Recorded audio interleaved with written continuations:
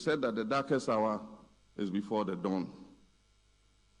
The beauty of our democracy is that it affords us the opportunity to change our current trajectory. You can rest assured that a new NDC administration will work with you to create a conducive environment for businesses to thrive. Together, we'll expand your businesses to create more opportunities for an increasingly youthful population. The former president, while speaking on the economy, indicated that over 800,000 Ghanaians were pushed below the poverty line due to 8 years of poor leadership. Game, Glovo, Nivea, Big Pen, Dark and Lovely have all shut down.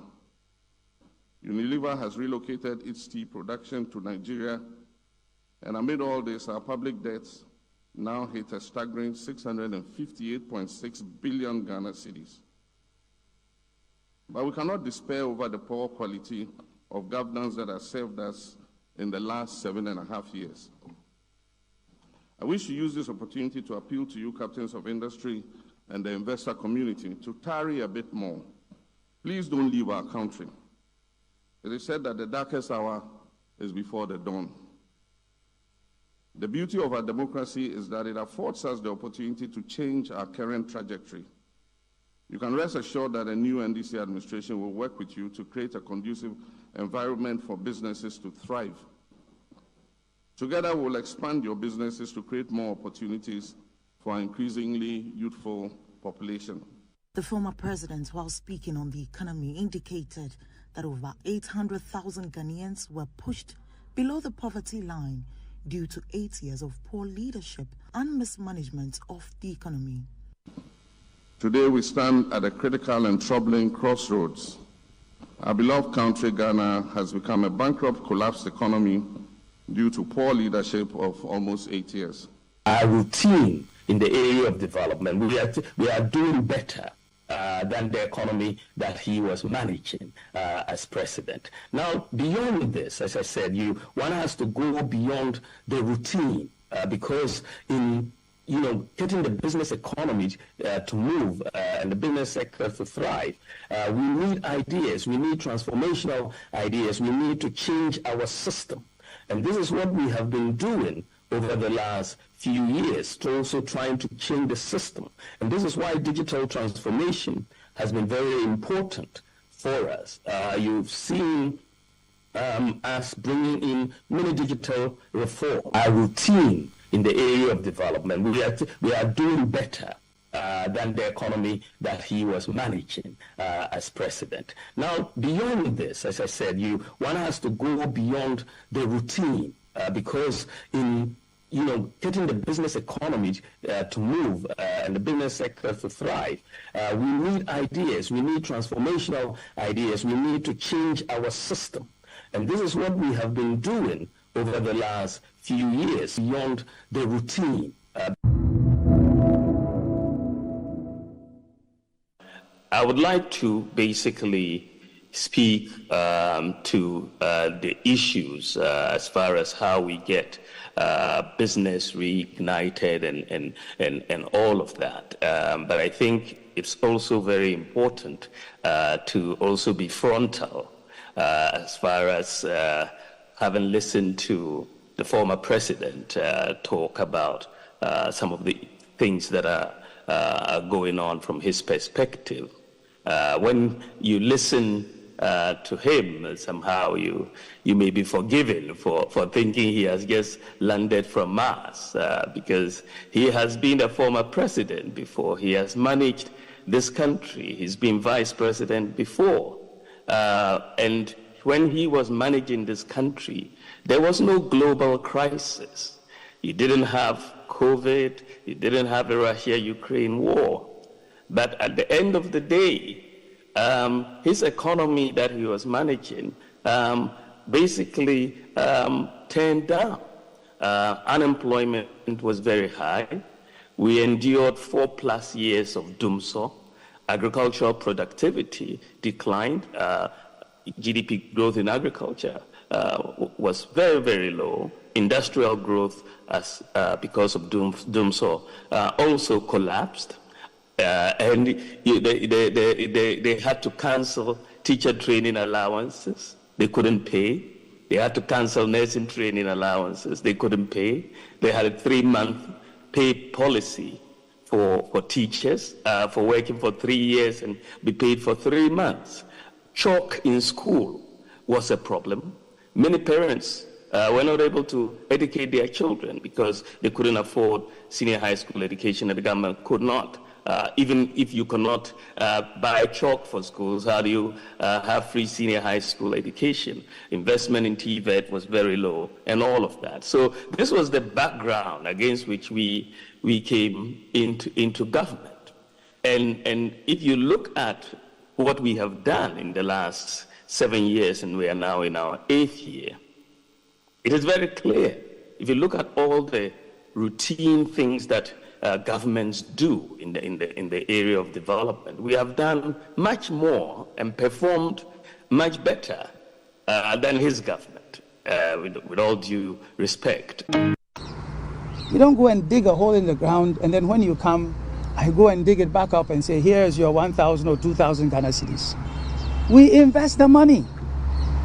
And when you invest the money, it means you give loans, you give credit, you pre-finance or finance activities.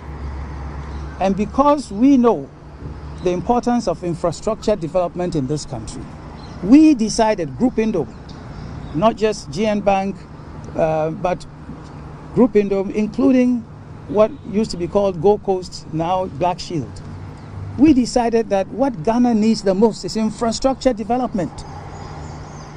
And if nobody's credit is good, should that include government? Government's credit should be good, not so? Yes, sir. So if you decide to give money, credit, to finance the activities of Ghanaian contractors, that money, it should come back. So where is that money? That money is with the government of Ghana and its agencies, and they know. They know. The former finance minister, Ken Ofori-Atta, knows. The current finance minister, Dr. Amin Adam, he knows. The head of Cocoa Board, we financed cocoa roads. They used to be the safest activity you can engage in. We invested in schools. So many schools that you might see here and there, it is monies from our companies that pre-finance them. You go all over the place. You will find it. Roads, bridges, schools, and so many others. If you go to Discove, there's a sea defense project, and it's been there. That project was started more than 7 years ago. That contractor has spent millions and millions working on that project. Not one peswa has been paid to that contractor. So what used to be about 1.8 billion Ghana cedis, listen to me again, a debt that used to be 1.8 billion Ghana cedis is now more than 7.1 billion Ghana cedis. I'm not talking old Ghana cedis or old cedis. That is real new Ghana cedis.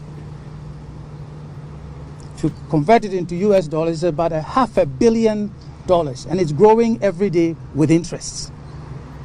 So with the government of Ghana and its agencies, if they had paid us even 1/3 of that money to the contractors 6 years ago, there wouldn't be a Gold Coast or Black Shield problem, there wouldn't be a GM Bank problem, there wouldn't be a problem with any of our companies. They should pay the money.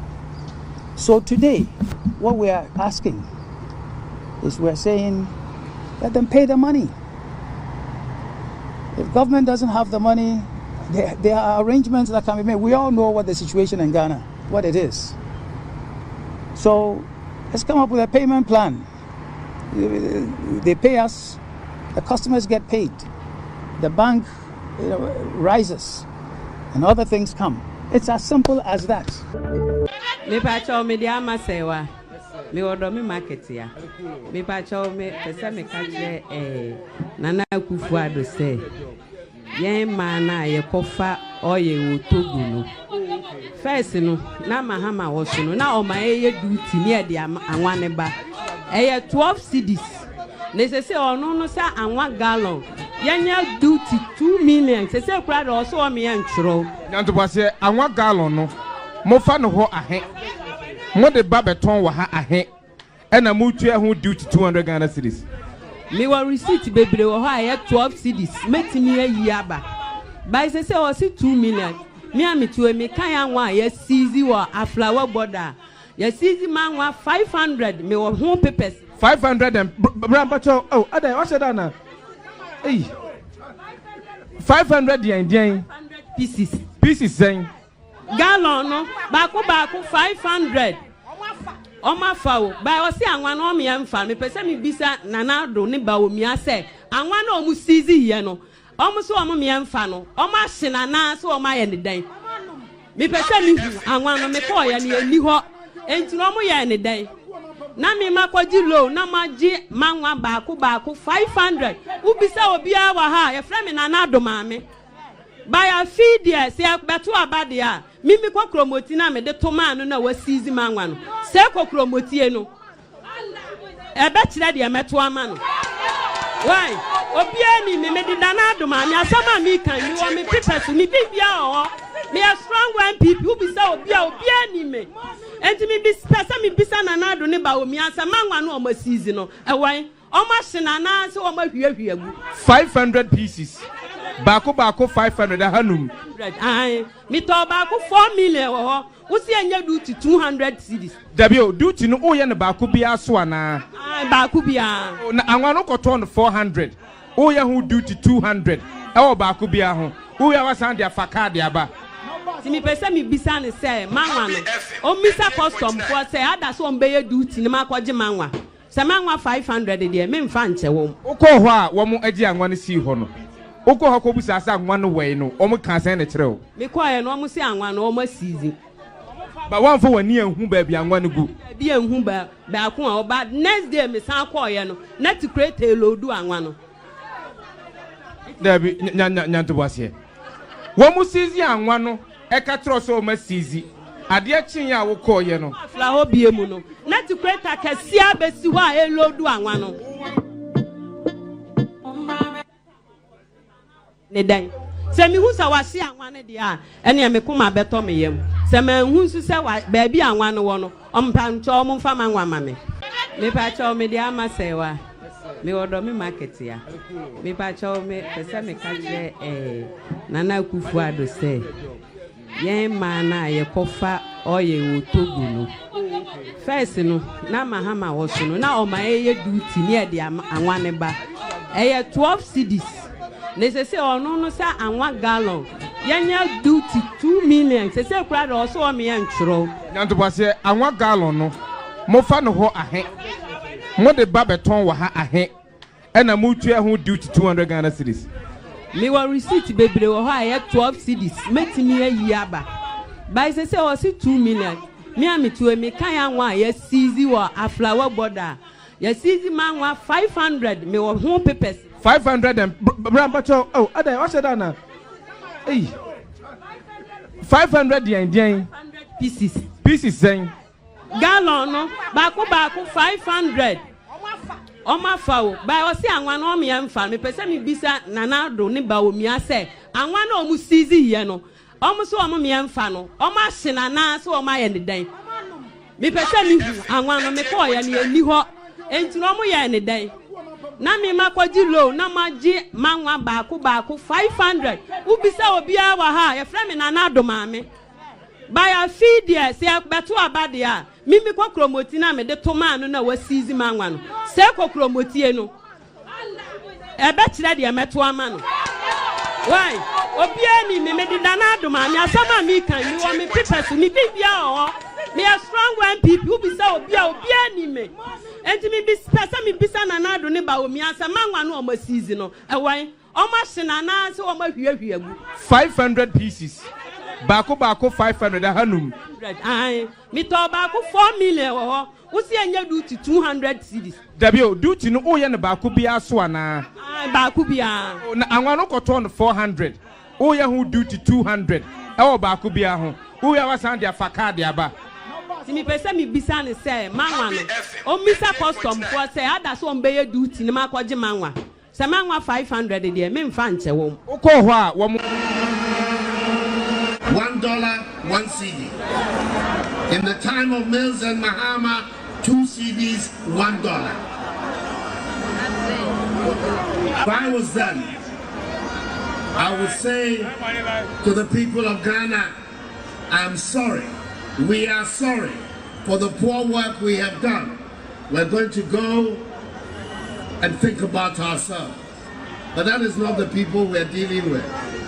The fruits of office, the money under the table has become sweet for them, so they're determined to stay. Are we going to allow that to happen? Are we going to allow that to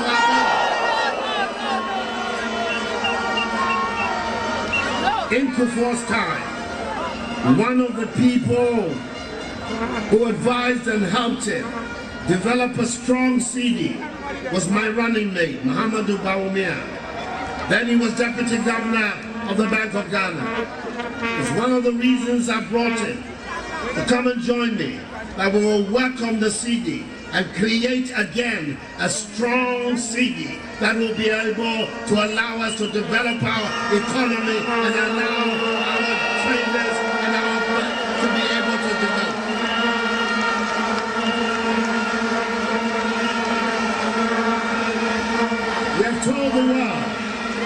We have told the world that under our leadership, we're going to turn our back. What is the difference between the ordinary thief and a political thief? Number one, the ordinary thief steals your money, your bag, your watch, and your jewelry, isn't it? But the political thief steals your future, your career, your education, your health, and your business. Number two, the hilarious part is that the ordinary thief will choose whom to rob. But you are the one who choose the political thief to rob you. Because we choose them. We vote them. We blindly say we are not blind. Who is deceiving who? The ridiculous part of the whole issue is that we will fight to defend and protect our belongings from the ordinary thief. Is it not? But we fight each other to defend and protect the political thief. Is that not what we do? Thugs will be fighting themselves to protect those that are stealing our career, stealing our joy, stealing our health, stealing our success. What a shame. If you reach a certain stage in life and there is nobody who can look you in the eye and tell you the truth, you are doomed. And that is where our country has gotten to. We need to rescue this country. Wallahi. And I feel very terrible as a Ghanaian at this time. This country is in serious trouble, ladies and gentlemen. We are in serious trouble. We need to rescue this country, ladies and gentlemen. The presidency has been so depraved, so muddied, so dirtied, that I tell you in all sincerity as a Ghanaian, that I feel terribly sad today as a Ghanaian. We need to rescue this country. Wallahi. Inshallah. Please don't cry. We shall rescue our country.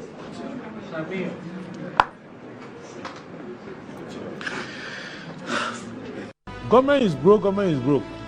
The people are spending billions to go inside the government that is broke. Have you ever seen a minister who resigned because government is broke before? Government has no money. Have you ever seen a governor who said, ladies and gentlemen, when I was elected, I thought the government had money. Now I discover government has no money, I resign. Have you ever seen it? Government has no money, but they are bringing money out at election time. Where is that money coming from? So they are lying. What is happening is that there are two types of wicked people in government. Type 1, they eat current money. Any money they find in government, they will eat it. They are wicked about that one. There is type 2. Type 2, they eat current money and future money. They will say, my term will end next year. When I leave, how will I eat money? Let me borrow money now and borrow money of the future and eat it now.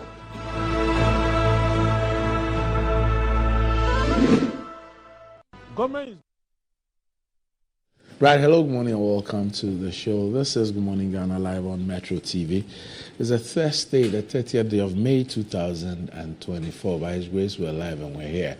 We're yet another edition of the show. I'll let you into a panel for the morning's conversation shortly. But let's take a look at the front pages of our newspapers. Daily Graphic. More cancer treatment centers needed. Oncologist. Government votes 700 million cedis for book research allowances since 2020. I'll review Labour Act to protect workers. Baumia assures TUC. Ghana card as sole identification. Political parties give EC green light to lay new bill. This is news. Okay. The Ghanaian Times. Advancing entrepreneurship and innovation. NEIP creates 103,871 jobs from 2017 to 2023. President. First batch pilgrims from Tamale arrive in Jeddah. 184 on death row in Ghana. Amnesty International report. Ghana set to become first African country to establish small modular reactor as it signs MOU with US. JB Danko Edumeda case adjourned to June 10 as jurors strike continues. Daily Guide. Baumia message good. TUC. Live telecast for anti-gay bill cases. 3 caged over alleged sextortion. KGL boss is overall best CEO. NEIP initiative transforms entrepreneurship. Nana. The New Crusading Guide. TUC lauds Baumia's vision to transform Ghana with ideas, systems, and institutions. Foreign Ministry debunks Blackware's Oslo Chancery allegations. Adhere to health and safety protocols upon Nkrumah to contractors. Intensire Busumfuo secures judgment against the Kruponhini. KGL Group Chairman honored at CEO Summit as overall CEO of the year. Baumia is poised for victory in December elections. Kruo NPP Chairman. Government NEIP initiative transforms entrepreneurship landscape in Ghana. The Insight. Paradise of Lies. How the West manipulates Africa through neo-colonial media. Neglect of stillborn babies. A blot on nation's conscience. Stakeholders in health. Tension high in Ashie as residents and chief clash over prime land. Be decisive on Israel and Gaza ceasefire. Religious NGO charges UN. Why Godfrey Dami must resign now? Former Ghana Law School Director General explains. The Daily Statesman. We're committed to STEM education. Ekufuado touts progress in sector. Information Minister visits Daily Statesman. TUC welcomes Baumia's private sector vision. Fuel tanker drivers laud NPA for leading discussions on conditions of service. Daily Post. Godfrey Dami is Minister of Injustice. He must go. Arise Ghana. The longer Dami stays AG, the more he drags the office through the mud. Martin Pebu. Labadi Beach Hotel alone, capable of managing Rock City and 3 other hotels. Ablakwa. Honorable Joycelyn Tete marks Menstrual Hygiene Day with her constituents at Amfoiga RC Park. And that's about it for the front pages. We'll be back shortly.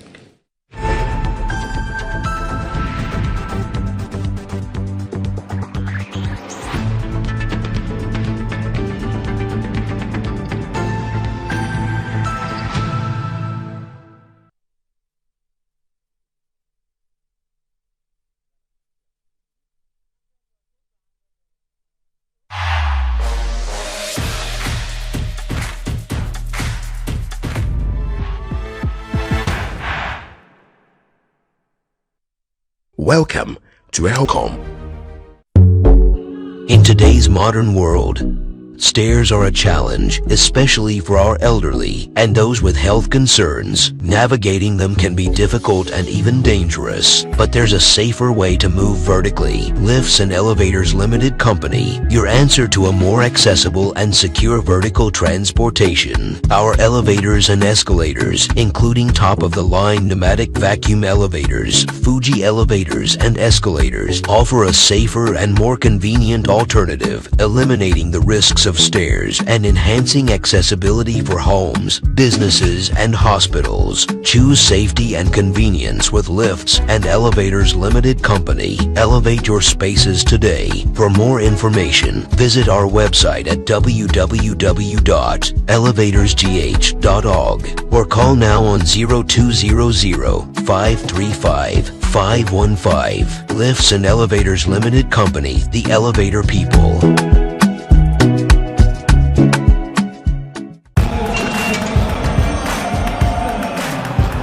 We are back bringing you the latest lineup from Betway. Betway starts strong with their front two with Free Play Friday and Swipe Bet. In the middle, you've got all the control with Cash Out and Build a Bet. Plus, with Win Boost, you can boost your sports bet. At the back, they have Smart Picks and the partial daily jackpot. You always get way more with Betway. This advert has been vetted and approved by the Gaming Commission of Ghana. Bet responsibly. No under 18. Terms and conditions apply. Betway. Get way more.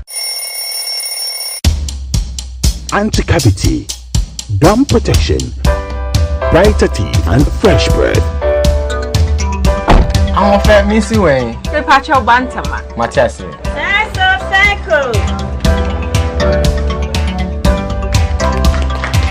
Her smile, the fresh breath. Me Gidi say we use Cal 360 toothpaste. Some kind. Cal 360 toothpaste. That's Kia. Cal 360 toothpaste. It's a gum protector. Onim jom kasa. Ile kosen. Cal 360 did the way. It's cool mint. Gives me fresh breath and your confidence booster.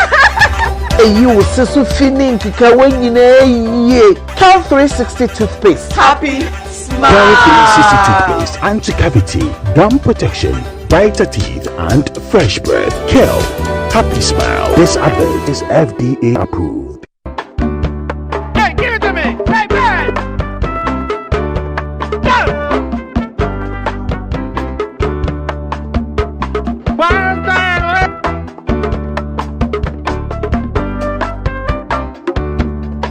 Stop! Enough you guys, so continue.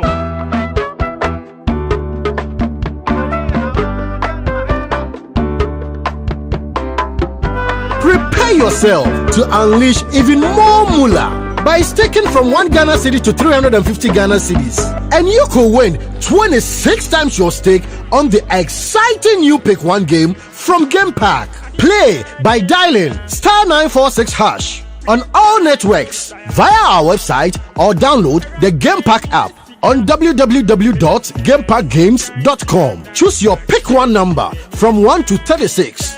Place your stake and watch our live draws on Adum TV at 9 a.m., 12 p.m. and 6 p.m. daily.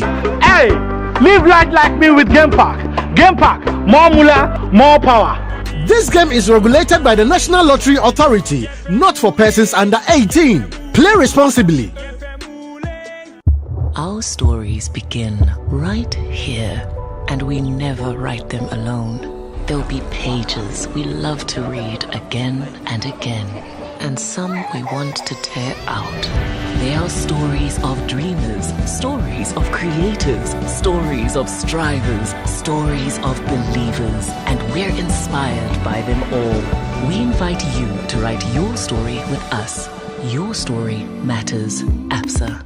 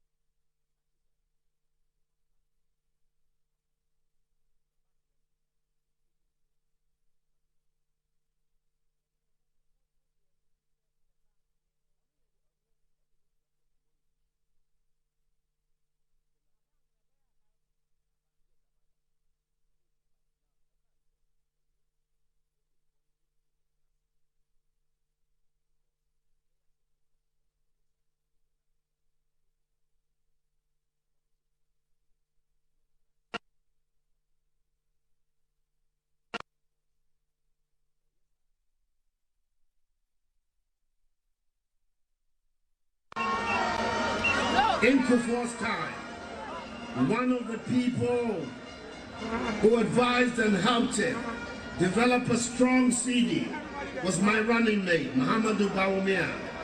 Then he was deputy governor of the Bank of Ghana. It's one of the reasons I brought him to come and join me, that we will work on the CD and create again a strong CD that will be able to allow us to develop our economy and allow our traders and our to be able to develop. $1, 1 CD. In the time of Mills and Mahama, 2 CDs, $1. If I was them, I would say to the people of Ghana, I'm sorry. We are sorry for the poor work we have done. We're going to go and think about ourselves. But that is not the people we're dealing with. The fruits of office, the money under the table has become sweet for them, so they're determined to stay. Are we going to allow that to happen? Are we going to allow that to happen? In Kufuor's time, one of the people who advised and helped him develop a strong CD was my running mate, Muhammadu Bawumia. Then he was deputy governor of the Bank of Ghana. It's one of the reasons I brought him to come and join me, that we will work on the CD and create again a strong CD that will be able to allow us to develop our economy and allow our traders and our to be able to develop. The depreciating CD. CD is the first time CD. Who acquired what you are wearing? Didn't we import? We imported this, we imported that. CD depreciation is a ritual problem. I agree with you. It's not because of one particular government. Unless one is suffering from unconscious incompetence or displaying intellectual dishonesty, that will say that CD depreciation is MPP government. It's an issue that has nationalistic, or that needs nationalistic attention. That one I agree. But it's not. So far we keep on being in importer-driven economy. We'll be having problems with the CD because we import almost everything. But inshallah, Alhaji Dr. Mahmoud Bawumia, next year if he comes, we're going to design a long-term framework. Brofie Drew is an area somewhere in the Ashanti region. Anyway, you're welcome back to the show. If you just joined us, this is Good Morning Ghana live on Metro TV. With me on the show this morning, I have a member of the comms team of the ruling NPP, Ernest Adade. Ernest, good morning. Good morning. Right. And thanks for making it. Thank you. I really appreciate that. Thank you very much. Also with me on the show this morning is the National Communications Officer of the NDC, a legal practitioner, Sami Jemfi. Sami, good morning. Good morning. I hear you are not too cool. Okay. You are listening to too many intercepted conversations. That's contaminated your system. Anyway, I want to start off with this. I've seen a development on the Labour Ablakwa Senate issue. So I want us to look at that. Now, President Nana Akufo-Addo has taken significant steps to address concerns raised by organized labor regarding the controversial sale of 4 hotels by the Social Security and National Insurance Trust, SNIT, to Agriculture Minister Brian Echampo. Organized labor had petitioned the president to hold the sale of the hotels to Brian Echampo. In response, President Akufo-Addo directed Employment and Labor Relations Minister Ignatius Bafo-Ewuwa to engage in discussions with labor leaders. The president's goal is to find a mutually acceptable solution to the dispute, ensuring that the interests of all stakeholders are considered. Dr. Yalban, Secretary General of the Trades Union Congress, TUC, confirmed the president's directive in a media engagement. Quote, we wrote to the president that we needed to engage him on this sale of SNIT hotels. He has referred it to the Employment and Labor Relations Minister to start the engagement with us. We are hoping that these engagements will help all of us to find a solution to what we think is a problem. We're going to meet with the SNIT board. Organized labor leaders are going to meet with the SNIT board and also with the Employment and Labour Relations Minister who's in charge of pensions. Ernest, this is the latest development. Meanwhile, the Shraj has also indicated that it's received a petition, and I'm sure they've started their work. Yeah. Thank you, right? Yes.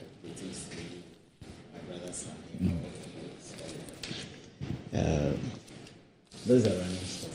I think you've dealt with it. I've Yes. followed a lot of the conversations around it all this while. And that's what SNIT's position currently is. I don't want to believe we have to go back into all these stories. We've held a position.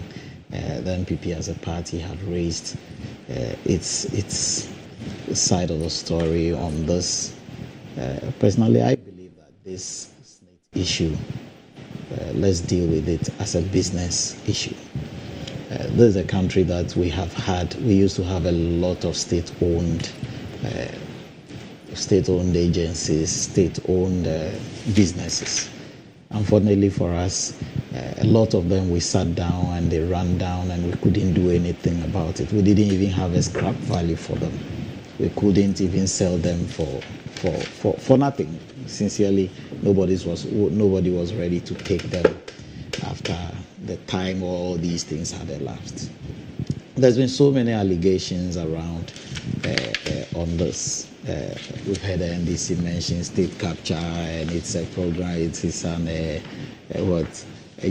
something statement that had been written down, and it is being followed. I mean a Japadia and all that. Whatever the situation is, I believe that if it's a state-owned property, a state-owned business, and we can run it, and we believe we want to run it as a country, let's go ahead as a country. If we believe that if we leave it to go as it is going now, because we know all over the world after COVID-19, a lot of hoteliers, a lot of hotel businesses are having challenges. The data is there for everybody to verify. They've had challenges all over. If we think that SNIT investment is not secured in these businesses, and therefore we should diversify our interest in these businesses, let's get somebody to buy. Where I agree with the conversation going around is, should it be somebody in government or a business that somebody in government or a politically exposed person is related to that should procure or buy or go and acquire these shares that we are thinking of diversifying? That's another conversation we could have. If you ask me, I would have stood back and said, let's go. Let's do something else. In a related development, the Honorable Kujato Ablakwa, who's the one who raised the petitioned the Shraj, has put out this post. It says, I have finally secured the annual financial statements of Labadi Beach Hotel Investments Ghana Limited, that's the name of the company, covering the last decade, and been combing through the reports as prepared by the reputable Deloitte. I've also intercepted the 2023 management account of Labadi Beach Hotel. Incredibly, this is one of 6 hotels government says is struggling and desperately needs a strategic investor to inject capital and efficiency. Contrary to the deceptive government-SNIT narrative, the financials show that Labadi Beach Hotel is far more profitable than previously thought. The financials reveal that Labadi Beach Hotel has cash reserves in 5 bank accounts amounting to an impressive 54,855,795 cedis. Labadi Beach Hotel from 2022 Deloitte's financial statement had a turnover of 120,438,655 cedis. From the 2023 management account, this has commendably increased to 188 million from 120 million. 188,076,649 cedis.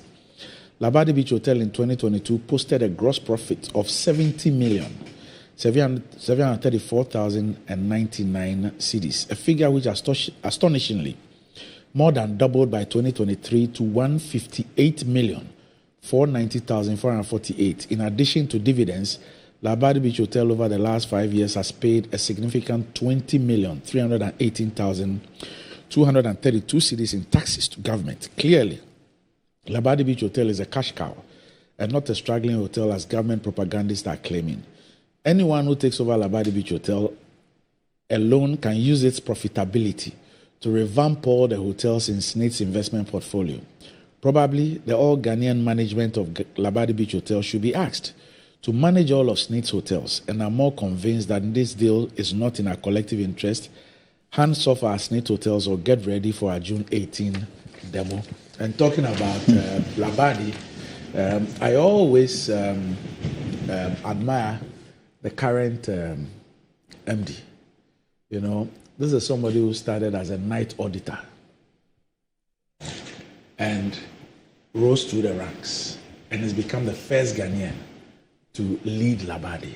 And these are the impressive results that have been posting. I mean, never mind the fact that he attended Accra Academy. So, Randy, yes. All that you've read is pointing to something else than what I was talking about. Right. I am saying SNIT has an interest in the hotel. If this SNIT interest, the owner of that interest believes that, as I'm talking about SNIT, believes that my interest in these hotels, maybe over a period of time, I don't have access to the kind of information they have access to. They definitely might be serving on the board and other things. They may be privy to certain information that is not yet in the public domain or why they are making these decisions. It is what they have put in the public domain that I'm also talking about. If they believe that we are not making enough money, our brother Sami had already said something contrary to that. He is talking about the profitability of a company may not necessarily just making money from the company may not necessarily allude to the benefit of the shareholders. And the SNIT is definitely not the only shareholding company within Labadi Beach. We are also not talking about only one hotel. And is Labadi a sole SNIT ownership? I think so. Okay, I don't have that information also. But all the four, we are not talking only about Labadi too. They are looking at their interest in other facilities. All I'm saying is that, do we believe that with the injection of another form of interest, maybe giving it to a private sector person, or we will bring better money? Maybe now, from what Sami is saying, I haven't confirmed, but from what Sami is saying, let's say they are making 180 now. Has SNIT done any work to tell them that, oh, maybe if we gave it to a private sector person, we would have made so much, or we are anticipating something? You see, on the markets, we are looking at your anticipation. Maybe they are anticipating something, and they think that going forward, the profitability or whatever the situation is now may be curtailed one way or the other. All I am saying is, they are looking at it as a business. Let them handle it as a business thing. If it is the conflict of interest issue that has been raised and as to why it is going to a politically exposed person, or all those issues could be addressed on a different platform. But if it is because it's a business, and I have shares, I can have shares in Metro TV. Yeah. If I have shares in Metro TV and I look at the state Metro TV is in now and decide that this is the best time for me to dispose of my shares and make a lot of capital gains at this time, why not? It's my decision. It's a decision I have to make in the interest of my company. So if SNIT is saying this, let us interrogate that. I mean, that's what I want us to look at. Right. If we didn't make the right decisions on Vodafone, for example, maybe Vodafone would have been a Ghana Airways by now, because we sat down till there was virtually very little to salvage before we started to take steps on it. With Vodafone, we made certain decisions. And when we made those decisions, at least if for nothing at all, the company has survived until now.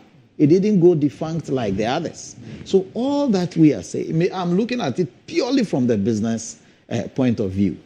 Put the political side, let's put the politics aside. The politicking can create issues in a business. Yeah. It can create issues. So have we interrogated it? Have we looked at it properly? And we've seen not just the balance sheet, but have we looked at it properly to see that, oh, what projections? And I want every Ghanaian to interrogate this. SNIT used to do this SNIT housing thing. If you ask me, it was one of the best things that was happening to this country because they built, and workers who may not have money in their bank to go and buy a property or something could have bought it on mortgage and all that. So from this angle, I thought that project was a good project. But somewhere along the line, we seized it. Why? Because there were allegations of corruption and people owning multiple, people buying and not paying and all that. So SSNIT, one way or the other, stopped that project. It doesn't make that project a bad one, but the way we were approaching it. So somebody is trying to approach, somebody may, not is, but may be trying to approach this thing the same way. If it is true, I am very, very optimistic. If it is true that somebody is just trying to circumvent the processes to own the properties that hitherto would have been owned by Ghanaians, then we can take action and stop it. Right. Okay. So as we listen to Sammy, I can tell you, I don't want to say on authority, but I can tell you as somebody who knows something small about this industry, small, that David Eduafo, the MD of Labadi Beach, and his team, every hotel in Africa and perhaps beyond would want to hire him and his team to run their facility. I'm telling you. David Eduafo and his team at Labadi. Top notch. Top notch. You can look at the financials, you can look at the services, you can go do an experiential thing, but David Eduafo and his team, what they have done over the period, and I mean, he's demonstrated that he's not gone through the mill for nothing. I hope you understand what I'm saying. And anyway, let me just leave it here. Doc, you see, this matter of the sale, the attempted sale of some hotels belonging to SSNIT is a scandal of monumental proportions. It is not business. It has nothing to do with business, as my brother on the other side is suggested. This is a clear case of looting of state assets. It's a clear case of state capture. It's a clear case of corruption. It is a clear case of conflict of interest. Are you not jumping the gun? It is unconscionable. I'm not jumping the gun at all. In fact, we are far behind the gun. Nobody is jumping the gun, Doc. It is simply unconscionable. It is outrageous. And no person who has a modicum, a scintilla of patriotism in him or her will defend this loot, this state capture. I've seen MPP people who have told me that, look, we are all embarrassed. We are ashamed. We are disgusted by what is going on. It's because of things like this that somebody like Kennedy Ejapon, who is a strong and leading member of the NPP, said that the NPP is looting Ghana like there is no tomorrow. They are looting Ghana like there is no tomorrow. Look, first there is a common sense aspect of the issue. And I'm not going to go into details, okay? Just going to talk about 5 things very quickly. Before your 5 things,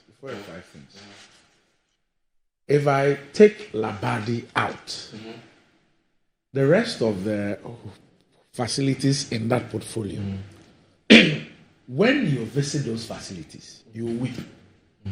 I went to Bejaya, the reception, the roof actually came in, a part of the roof.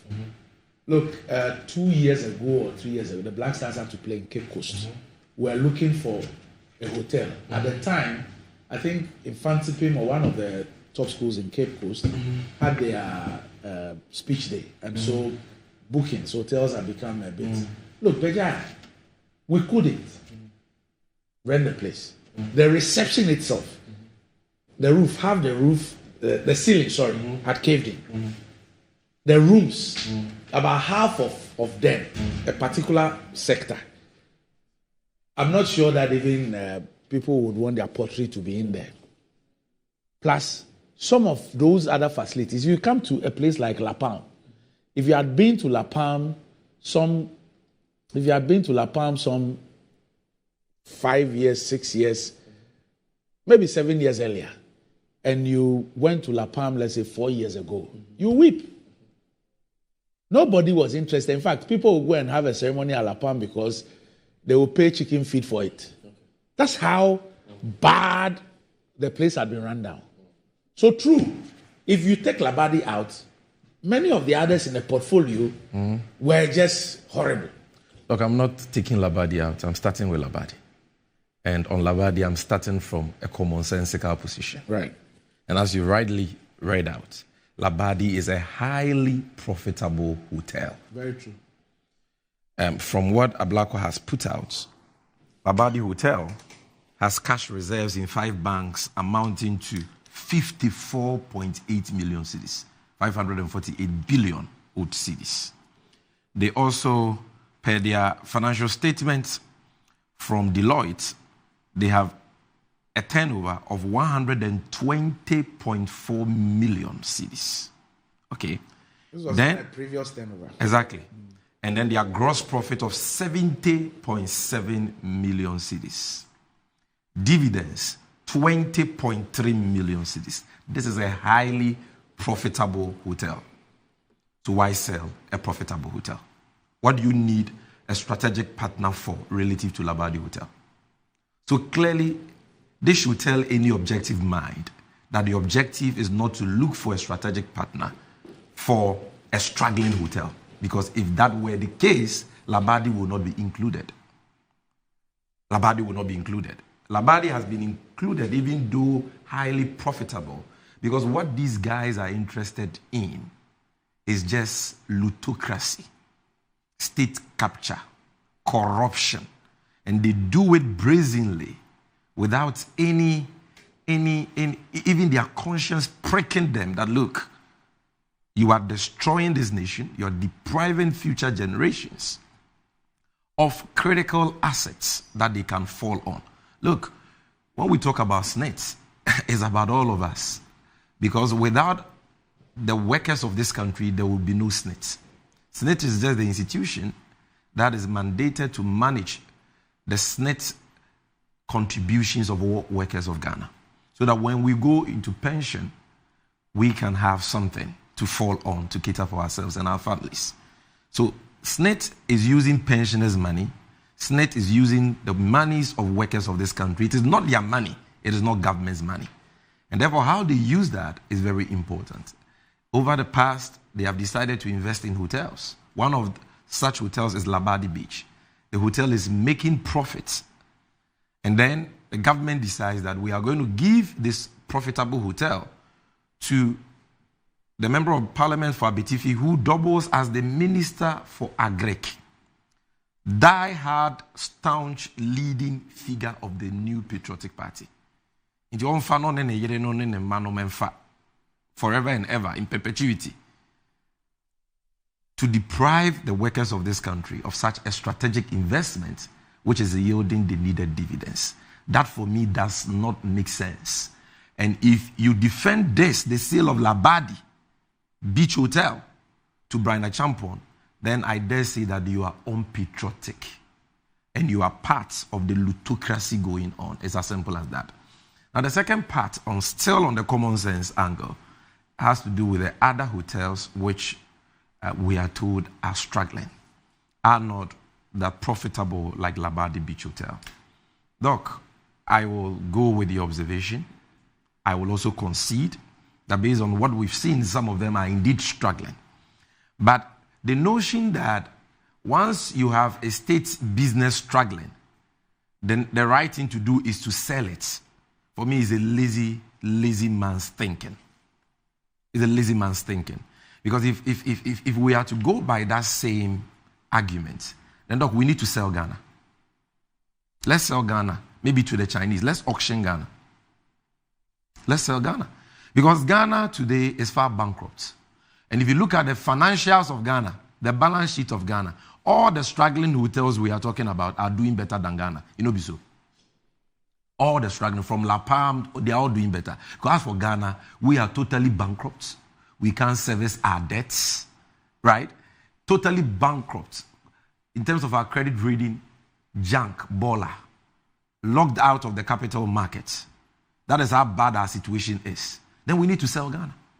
We need to also sell the Bank of Ghana, our central bank. Because for the first time, that bank has incurred losses to the tune of $6 billion. Doc, you get my point? $6 billion in losses. So let's sell Bank of Ghana. Let's auction Bank of Ghana. That is how absurd that argument is. That once a business is struggling, then straight away the antidote is sell it. Because like you rightly pointed out, Labadi is doing well, not because of anything special with Labadi. I think that it has something to do with the observation you have made, the quality of management Labadi Beach Hotel is enjoying. And I dare say that if we should do a detailed analysis of these struggling hotels and why they are struggling, it will boil down to management, and not because the investments are not strategic and are not capable of yielding profits. Look, you get my point. So first of all, I'll be interested in finding out if the Senate board has ever interrogated the performance of Labadi vis-a-vis the rest. Yes. And why Labadi is making profit. Yes. And less than 100 meters from Labadi, you have La Palm. Yeah. And La Palm is not making profit. You understand? La Palm was supposed to be even bigger than Labadi. Exactly. Look at that beach. Look at the landscape. You understand? So the capacity for La Palm to be profitable exists. The beachfront land at La Palm, if it's valued commercially alone, it's something else. Something else, Doc. Something else. So my point is, just like all of us, when you have your business and the business is struggling, you don't just wake up and say, I'm selling. You first of all explore what the causative factors are, and then you come up with the solution. And that solution, in my humble opinion, in this discussion, can be getting in place the right, effective, and efficient management for the hotels. This argument that they are struggling, so we should sell, doesn't make sense. It's just a ruse to capture these critical state assets. That is what it is. Because if that were the case, number one, you will not include Labadi, which is profitable. And number two, if that were the case, then you should be selling Bank of Ghana, you should be selling PBC, we should even sell Ghana Cocoa Board. Could Labadi have been Let's sell Ghana Cocoa Board. Could Labadi have been used as a sweetener to get investors to want to take absolutely. Oh, sweetener. Yes. No, I said, what I think you have already. My understanding of the sweetener was that the states could use the profits we are making from Labadi to resuscitate, to sweeten the struggling ones. Not to give Labadi as a sweetener to Brian Champo. They don't want to run it. That arrogant they man don't, no. who is always fomenting trouble. No, that's unfair. Arrogant is unfair. No, the man who says Akufo-Addo will not hand over today or tomorrow. No, it's unfair within the context of this discussion. I think it's unfair. Oh. Let's just focus on let's focus very on unfair. In fact, there's something we have done over the period. Yeah. If you look at even the sale, the sale is not to Brian Champo. It is to Brian. It is to Brian Champo. To Rock City. Yeah. I didn't stop him because the documentation shows that he's a sole shareholder and the beneficial. Who is the owner of the company? Sammy is a lawyer. Yeah. Are you a lawyer too? No. Okay, so and who is the owner of the company? To have this conversation hold on. within who owns the Rock business City? Law enclave. But you know the issue he's a sole owner. And as you know, the issue of the conflict of interest and all those things arise. Yeah, I'm saying that those issues arise because of the person. Yeah, because who owns. Doc, I've not even wanted to conflict of interest. Doc, the point is, who is the owner of Rock City? What I'm saying who is the owner? No, don't go there yet. I shouldn't go where? Which company is buying the shares? Rock City. Yes, and who owns Rock City? Looking at Rock City as an entity on its own. Yes. If Brian Champon, for example, comes to borrow money from you, you will need to go through processes to go and say, I am taking over his property, right? But it doesn't automatically say Rock City borrowed the money. See, my brother, I'm meeting you for the first time. So I am seeing him as a lawyer. I want the conversation situated in. I don't want to look like I am defending the process. You made an intervention. Can I at least continue? Yes, you can. Let him sorry. Yeah. For me, let's understand him. I get him. Because I'm meeting him for the first time today, I want to share my time with him. That's fine. So my point is... Let him finish so we understand what he is saying. For me, that side of the conversation where these assets are being disposed to politically exposed persons, I also have an issue with it. Okay. So there we don't have a problem. I am thinking that if within the context of this conversation, if we use Rock City trying to buy the hotels, it suits the purpose better. Because Rock City is a hotel, right? And maybe in their plan, their strategy, they want to procure more hotels, they want to do exploit, whatever they want to do. I'm not a member of their board. But what I'm saying is, if we keep, I came in only when he said, Brian is arrogant, Brian is this, then we are taking the thing to his person. All right. And that's what I think. Okay. So the reason why I mentioned Brian Champon, as for the arrogance I've explained, is because of the kind of commentary he makes. Very toxic commentaries. I've asked you to take that out of this discussion. Which have the potential of plunging this country into take chaos. It out of this conversation. No, but you see, when you are discussing a man, you see, you are, let me focus on this issue. So, Doc, the reason why I will continue to say Brian Champon is because he's the owner of the company. Yes. There is no dispute about it. Every company is owned by a shareholder, and he's a sole shareholder. Apart from he being the owner, I know that a company has a separate and distinct legal personality from its shareholders and directors. Yes, but this company clearly, for all intents and purposes, is the alter ego of Brian Champon. Is the alter ego. Well, in fact, Brian if you Champon. go by the letter from the dinner chief, it presupposes that he's even taking personal. Exactly. That's his alter ego. It's acted there is no debate about in it. Yes. Yeah. But my brother, if I can just go on, then you come in there. So that's the first point. So, Doc, commonsensically, it doesn't make sense. And if you have a modicum of love for this country, you will share this view that you don't sell a profitable business. And even for those struggling, they can be revived through proper management. And that should be the first recourse of government, and not to sell to a crony or a leading figure of the ruling party who also doubles as a cabinet minister. Even if due process was followed. Even if due process was followed.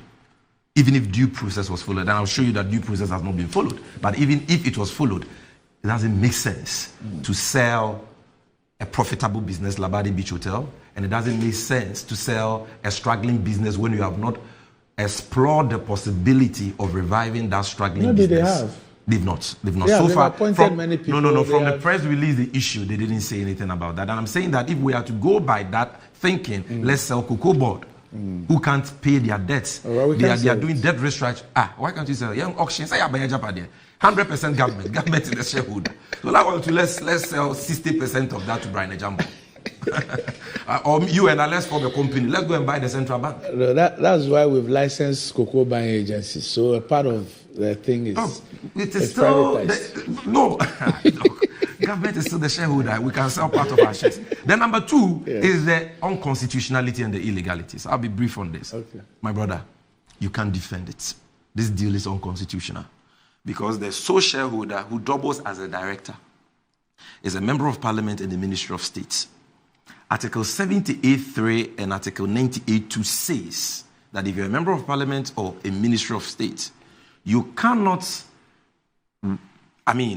put yourself in a position of profit, okay, unless you have the express permission of the Speaker of Parliament. This one is basic, it's right. By being the sole shareholder, he is the recipient of all dividends of Rock City. That is the profit of Rock City goes to him. Again, he is a director, whether non-executive director or executive director is immaterial.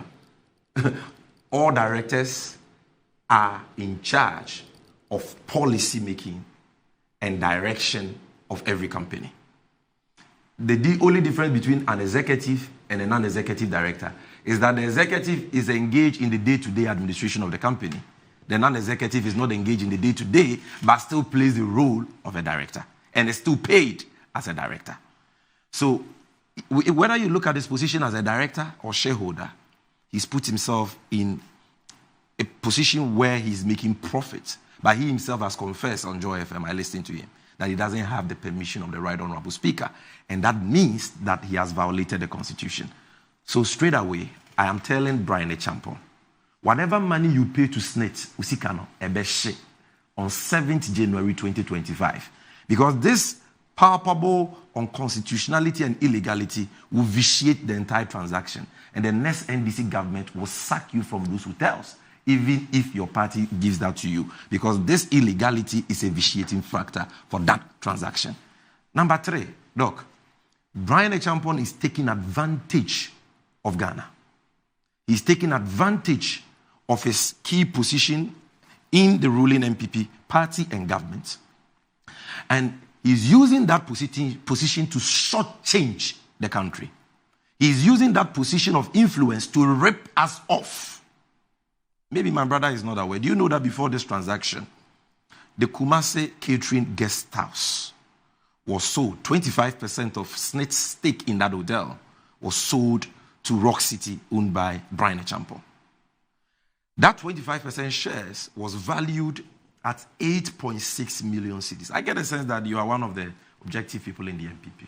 So I wait to see what you say about this one, if you can defend this one too. 25% shares valued at 8.6 million Ghana cedis. Doc, they sold it to him at 1.2 million cedis less the real value. So Brian only paid 7.4 million. And I am saying that, but for his position of influence, nobody values their property at 1 million and sells it for 8 million for nothing. Unless the person is so desperate for money. And clearly Snit is not desperate. At the time, they were not desperate for money. For them to have sold 25% of their stake in the Kumasi Catering Guest House at 7.4 million cedis when it was valued at 8.6 million cedis. The state lost 12 billion cedis as a result of that. You think that you and I would have gotten that deal, Doc? So that is a conflict of interest we are talking about. He has put himself in a position where there is a likelihood and where, in this case, there is real conflict of interest. Then number 4 is that the whole deal is a rip-off of the country, not just because of this history of Brian Echampo and his Rock City. But you see, in this day, who sells their property in Ghana in cedis? Which serious organization is selling their property? Okay, through a process that will span many years. In fact, the acting MD for La Palm was paid in dollars. They are paid in dollars? Yeah, Ghanaian, yes, paid in dollars. So you are doing a transaction from 2018, 2019, 2022. You start the procurement process for a strategic partner, 2023, 2024. And the price Brian is supposed to pay is pegged in cedis. Yet the consultant who is supposed to advise on the entire transaction, his fees is pegged in dollars. Yes. The consultant, Sem Capital, is that their name? Yes. Is wise enough to say that, look, this Bawumia CD down in Power Logo, depreciating every day, such that today you need almost 16 cedis to get $1. The consultant says, media, you have to pay me $491,000. Then as for us, Akufo-Addo and Bawumia say, oh, we are selling our hotels to Brian. That one is cedis. What is the value of that money? What is the value of that money in today's terms?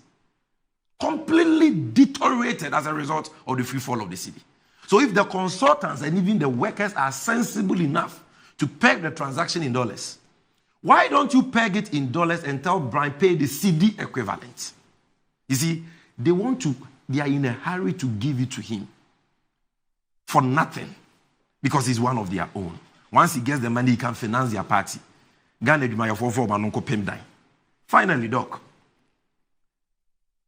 it is clear that all the key stakeholders in this transaction, and I'm talking about the body that represents the workers of this country, organized labor, TUC, all of them have said that this deal stinks to the high heavens. So it is not the MPP who are going to lecture us about the importance of this deal. All the workers of this country, they have a body, they have executives, they are saying they are against it, and if you try it, they are going to embark on an unprecedented strike. Don't waste your time. Just cancel this thing and forget about it. Well, the TUC says that at the instance of the president, on the basis of their letter to him, they are meeting the SNIT board and then they are meeting the minister. So let's wait for the outcome. Well, I don't think that SNIT can change their position on this matter. I mean, TUC can't dare change their position on this matter. Oh, they could be confronted with superior viewpoints. But they have 4 representatives on the board already. Yeah, but I'm saying that, and those representatives on the board have been, I mean, they've been active, supervising the entire process from day one. So if at few weeks ago, being privy to everything that has gone on, from briefings from their representatives on the board, they took a position that this is a rip-off, this is not in the interest of the Ghanaian worker. Yes. Well, maybe they are going to meet the minister to advise him that, my friend, back off. Well, so because I want to they give them the say benefit that of their reps... Because if they try it... No, they say their reps raised issues. Yes. And on the basis of the issues they raised, they asked for the process to be halted, only to find out that Senate was going ahead with the issue. Now, it is possible that they could get tangible explanations to the issues that they raised. The General Secretary of the TUC, I know, will never fall for this. No, I don't think. No, they have questions. What if those questions are answered? I don't get a sense that they have questions. They've expressed a vehement opposition to this. They are saying it's a no, don't go there. And I think they should stand. You are blackmailing them. No, I think they should stand by that, because if they change their stance after a meeting with the beneficiary of this unlawful transaction. No, they've not said they are meeting the beneficiary. What minister are you talking about? The Minister of Finance? No, Labour. The Minister for Labour? Yes, that's the Minister for Pensions. No, I'm saying that the president, SNIT is under Ministry of Labour. So the president says they should meet the minister? Yes, so the president has asked the minister to meet them the benefit and deal with the issues. But I don't think that the General Secretary I know and you know, even dare the way Sami is sacking people. So no, it doesn't make sense for the reasons I've explained to you. It is unconstitutional and unlawful. It is also a rip-off by the champion. Save it. If you give it to SNIT for these hotels, I'm saying that the unconstitutionality and the illegalities in the agreement will vitiate it and will take it back for the workers of this country. Okay. Mark my words. This is the first time you are hearing this. Hearing what? There's when we come, we will do this, we will do that. Yeah. I heard this thing from the Honorable when the Vodafone, when they were in opposition, Vodafone happened. Yes. And they came to office and finished and left in peace. And I didn't see much. But there's something funny about my brother Sami. That he nowadays, anytime I listen to him, he's sacking people. He's not in office yet. Police will be whatever. That will be the last day of their being policemen. Please let me correct you. I saw some video. I was let me correct you, because I've seen them do a lot of mischief with us. So once you brought it, let me. No, let me land on this. No, please. I beg you. I allowed you. So just return the favor. Look, that statement they are circulating. Yes. Was a press conference I addressed for the party sometime in 2020. Yes. It's not the current. That was why I was in face mask. Yes.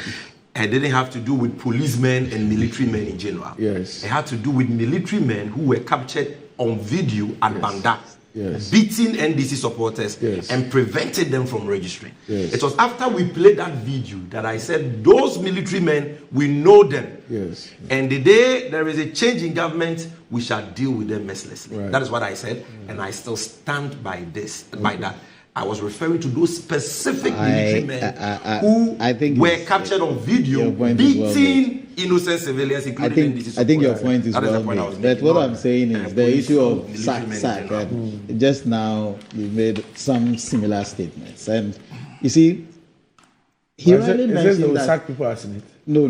I was saying that from the way he is speaking, maybe by the time immediately if Labour goes to meet the Labour minister and then they agree to something, then maybe somebody will end up sacking Labour, the leadership of Labour too, if he can. But if he can. But all I'm trying to say is that, you see, let's look at this thing from another angle. All that he is mentioning, he has done this, Brian has done that. Personally, I have said that if this is a raw deal, a wrong deal, let's look at it from the angle where the property may not be good and we want to dispose of it so that we don't lose the little money that is left in there. Somebody says one of them is good, and you rightly pointed it out. Could it be that this one is added to the lot so that it will make it attractive for somebody to spend so much money? If that is the case, but I want to leave this to SNIT and SNIT's board and Labour. The people who own that money are Labour, right? Yes. Myself included. Yes. As we speak, they are going to meet the Labour minister.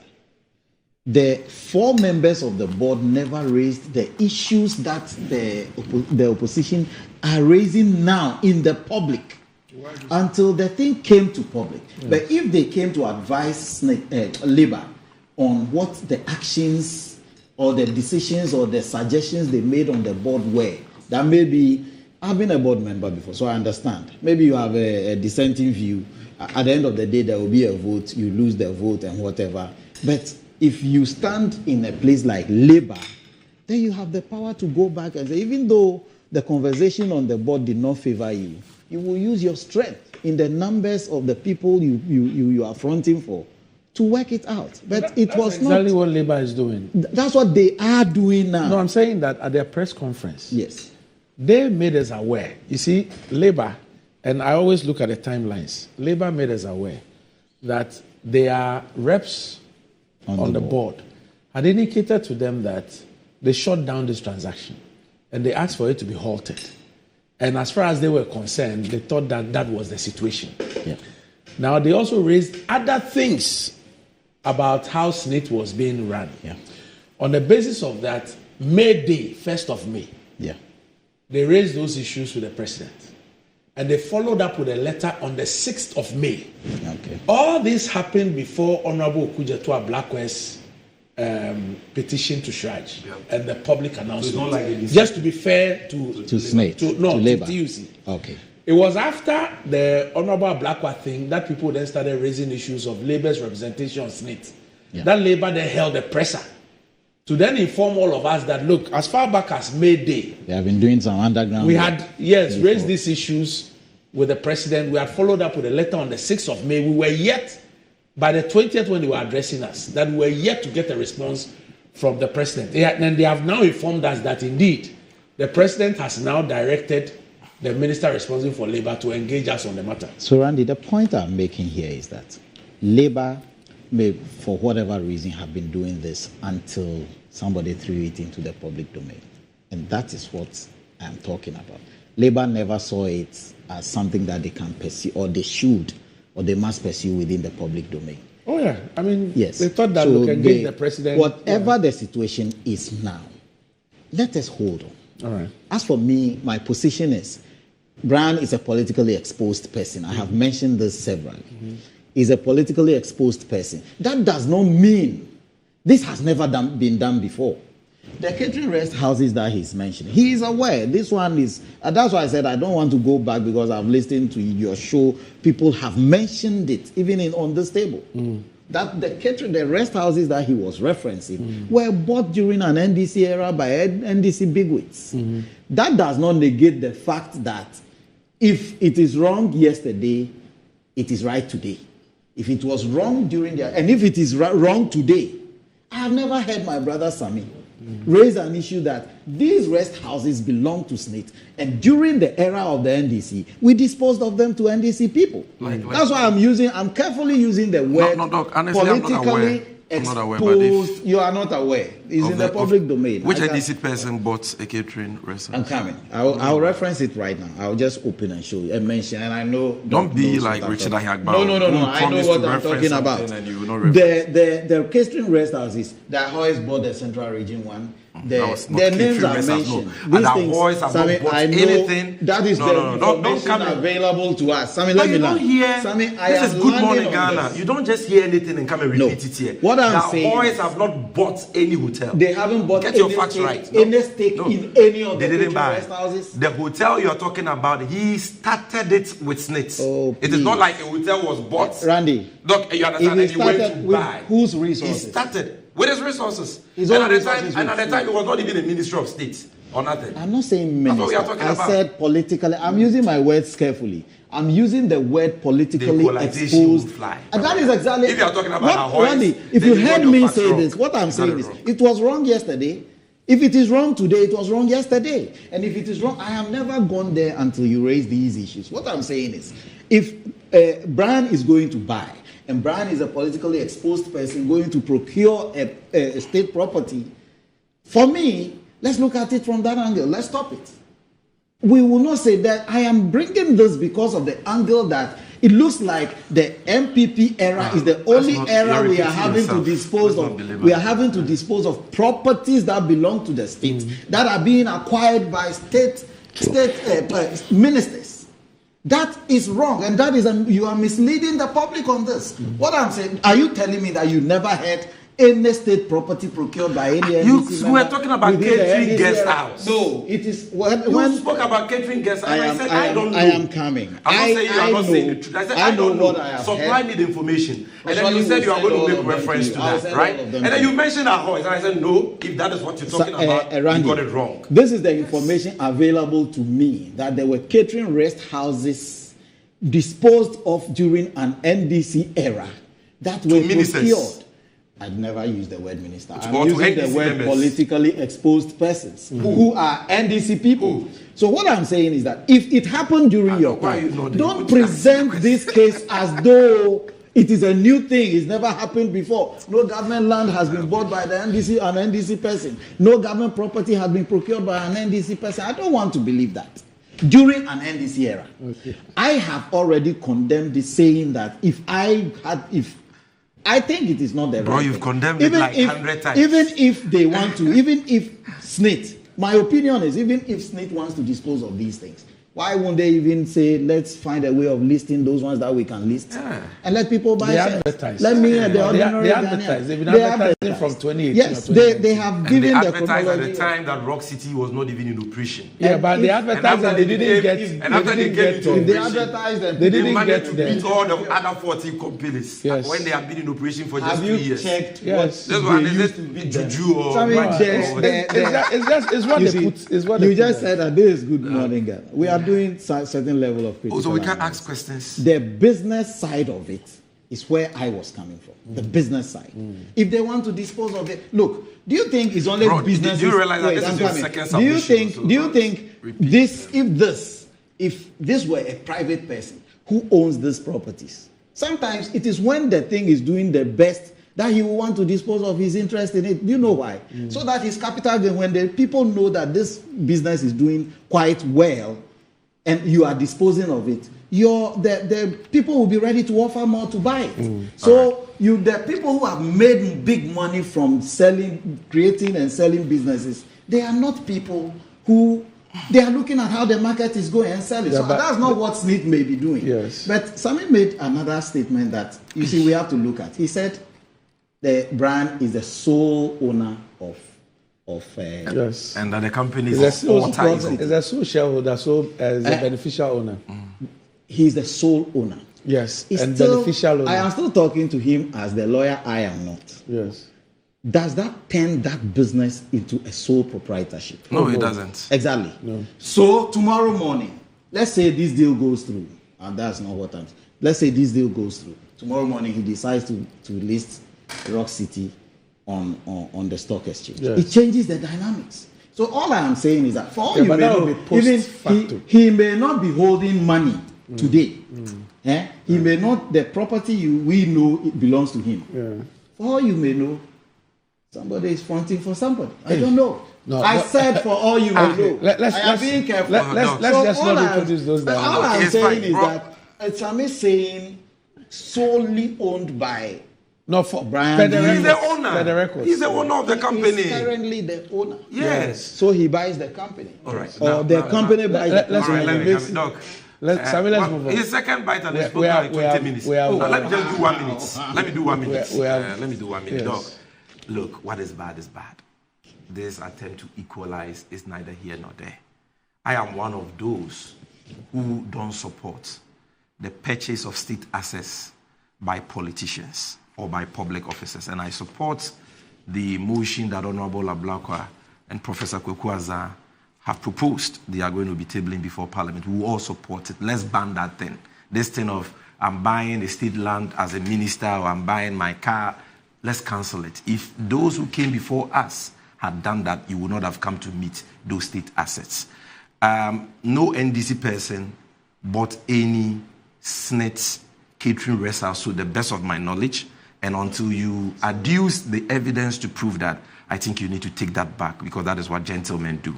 The one you cited about Ahoy's was not a catering rest house that was bought It is a hotel that Snake decided to go and build, and he had shares in that, so he contributed his bit. And as I speak to you, because it's been out, your uncle has been out of government for many years. His shares have been diluted to about 1% or so, because anytime they call for investment, he doesn't get the money. So that is it. As for his claim that the NDC said in times past that we're going to deal with people and we didn't, well, I want you to know that Asumdwe and the father for all is long gone. It's long gone. It's gone. Long gone. And may God bless you so. Be careful about the statement I made. Not we this new crop, we are not Asumdwe people. We are a different breed. Yes. We are not Famanyame. Yes. Hey. And the John Mahama who is coming back is not Famanyame. He came as a lamb. He's coming back as a lion. And he's coming back as a lion, not only to come and chase after political opponents, but he has told even us, his own party people. He told Mrs. Ahmed, if we come, and even you dare engage in any act of corruption, I'm telling you, the law will work. I will not be a clearing agent. All right. So if you think that, it was you are mistaken. I don't have a problem with that. All right. Okay. So Kofi T has this text that has been cracking me up. He says Labadi Beach Hotel is making profit. La Palm is not. These hotels belong to the same owner, SNIT, and these hotels share a wall.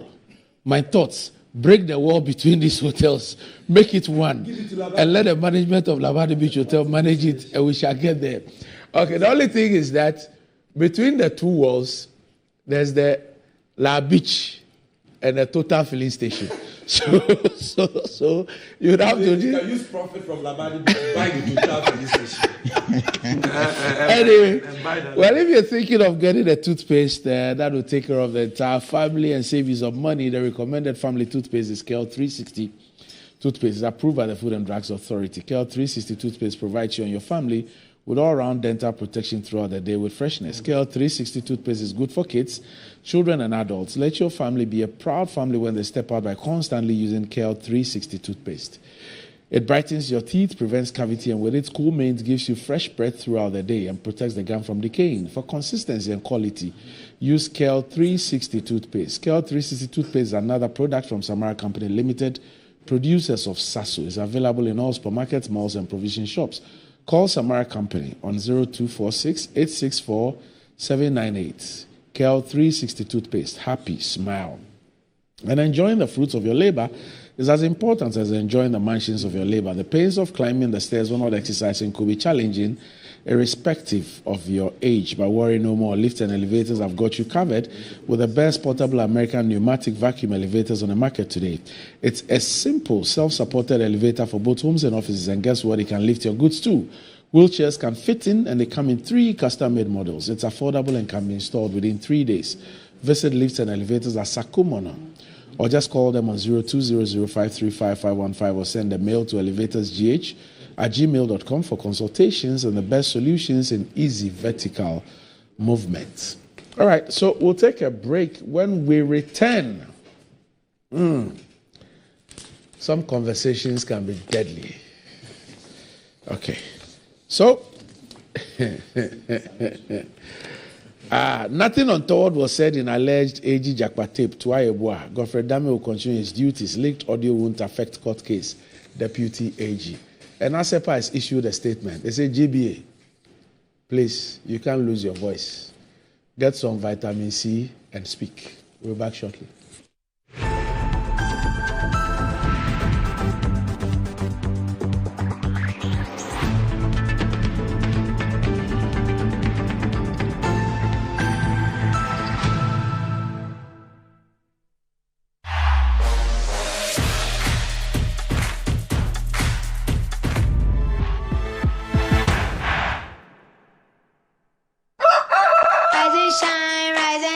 Another day to stay on point. Toast is Friday, it's still on point. Watch is Friday all day long. Still on point, yes, it's still on point. It's still on point. Watch is Friday, it's still on point. For your bread, it's creamy. For your toast, it's still on point. It's yummy, delicious. It's still on point. Still on point, yes, it's still on point. It's still on point.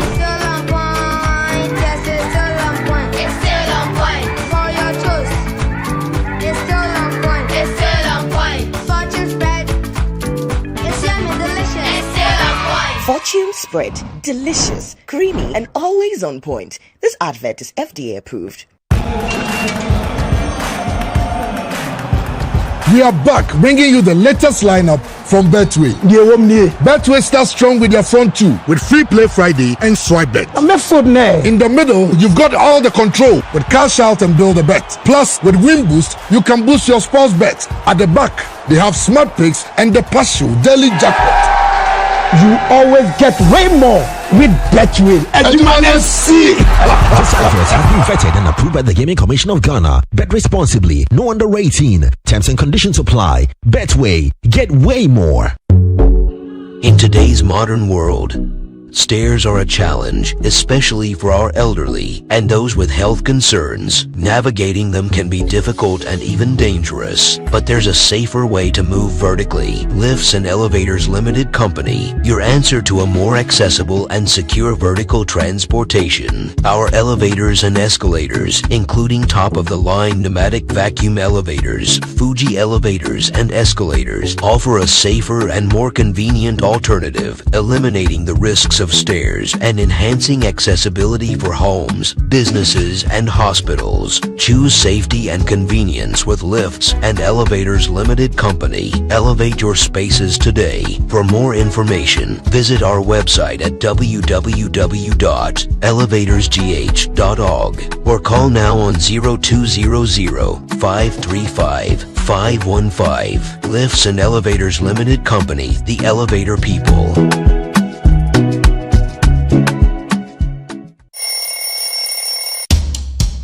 Anti-cavity, gum protection, brighter teeth, and fresh bread.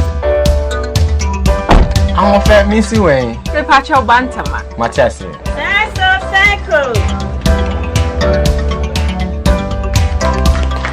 It's her smile, the fresh breath. Me Jidi say we use Cal 360 toothpaste. Some kind. Cal 360 toothpaste. That's here. Cal 360 toothpaste. It's a gum protector. Onim jom kasa. Ile kosen. Cal 360 did the way. It's cool mint. Gives me fresh breath and your confidence booster. You will see so feeling kika when you know Cal 360 toothpaste. Happy smile. Cal 360 toothpaste, anti-cavity, gum protection, brighter teeth, and fresh breath. Cal, happy smile. This advert is FDA approved.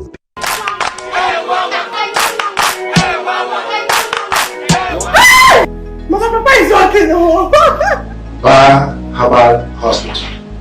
Specialists in every kind of bone disease. Bar Herbal Hospital.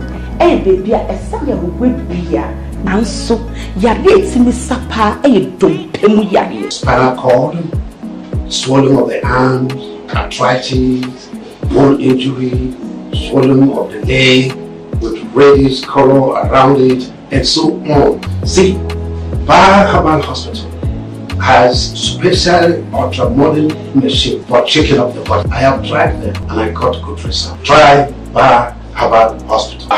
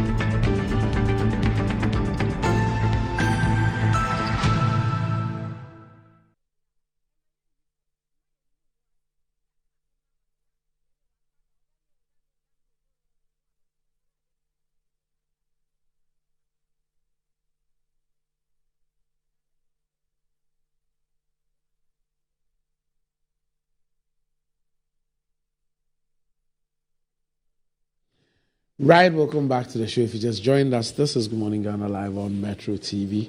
And Still with me on the show, I have Ernest Adade and Sammy Jemfi.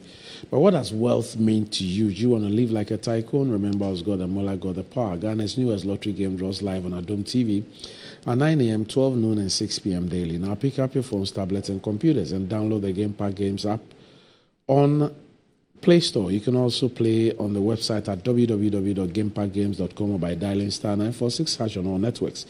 Just choose 4 numbers from 0 to 9. It's easy to play and easy to win. Charlie, could play this game and make some moolah. Nobody beats our odds in Ghana. Game Park Games, more moolah, more power. This game is regulated by a National Lottery Authority and is not for persons under 18. Play responsibly. Ayesoko. Dako Sombo don't be big, but Betway's cash out be bigger. Betway is giving you more control over every thrilling bet you place. Enjoy the biggest and most reliable cash out in Ghana on Betway without any hassle. Sign up today at betway.com.gh. Terms and conditions apply. Not for persons under 18. This is regulated by the Gaming Commission of Ghana. Betway, get way more.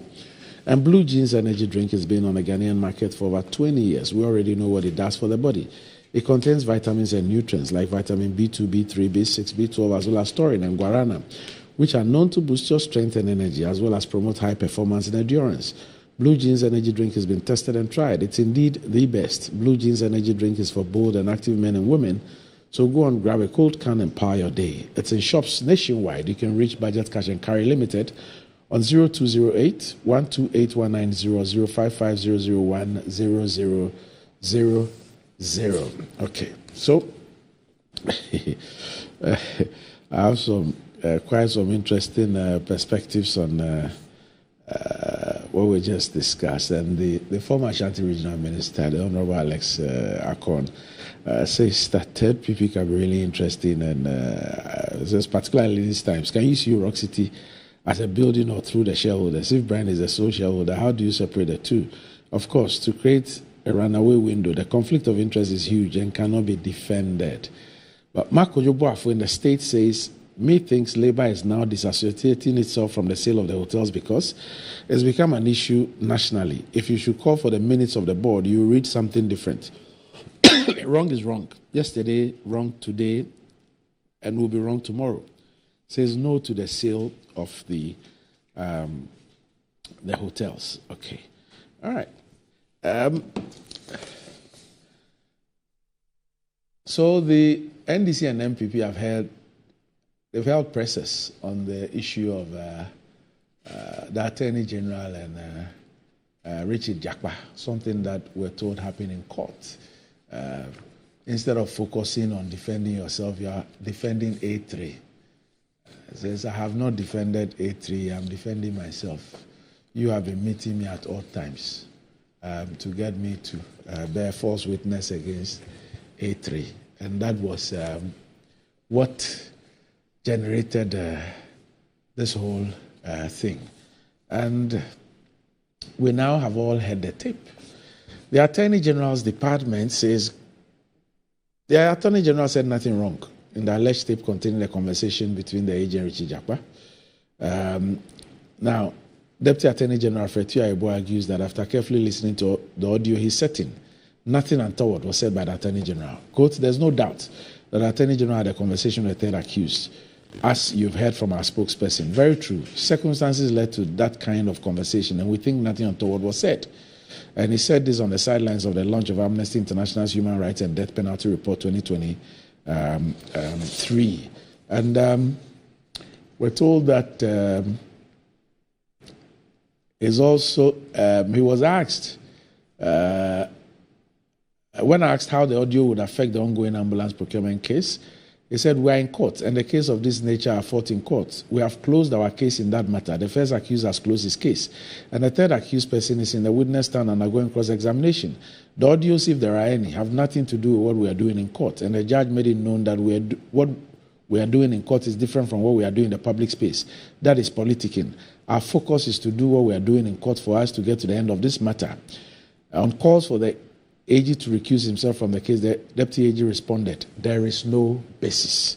So that is from the AG's department.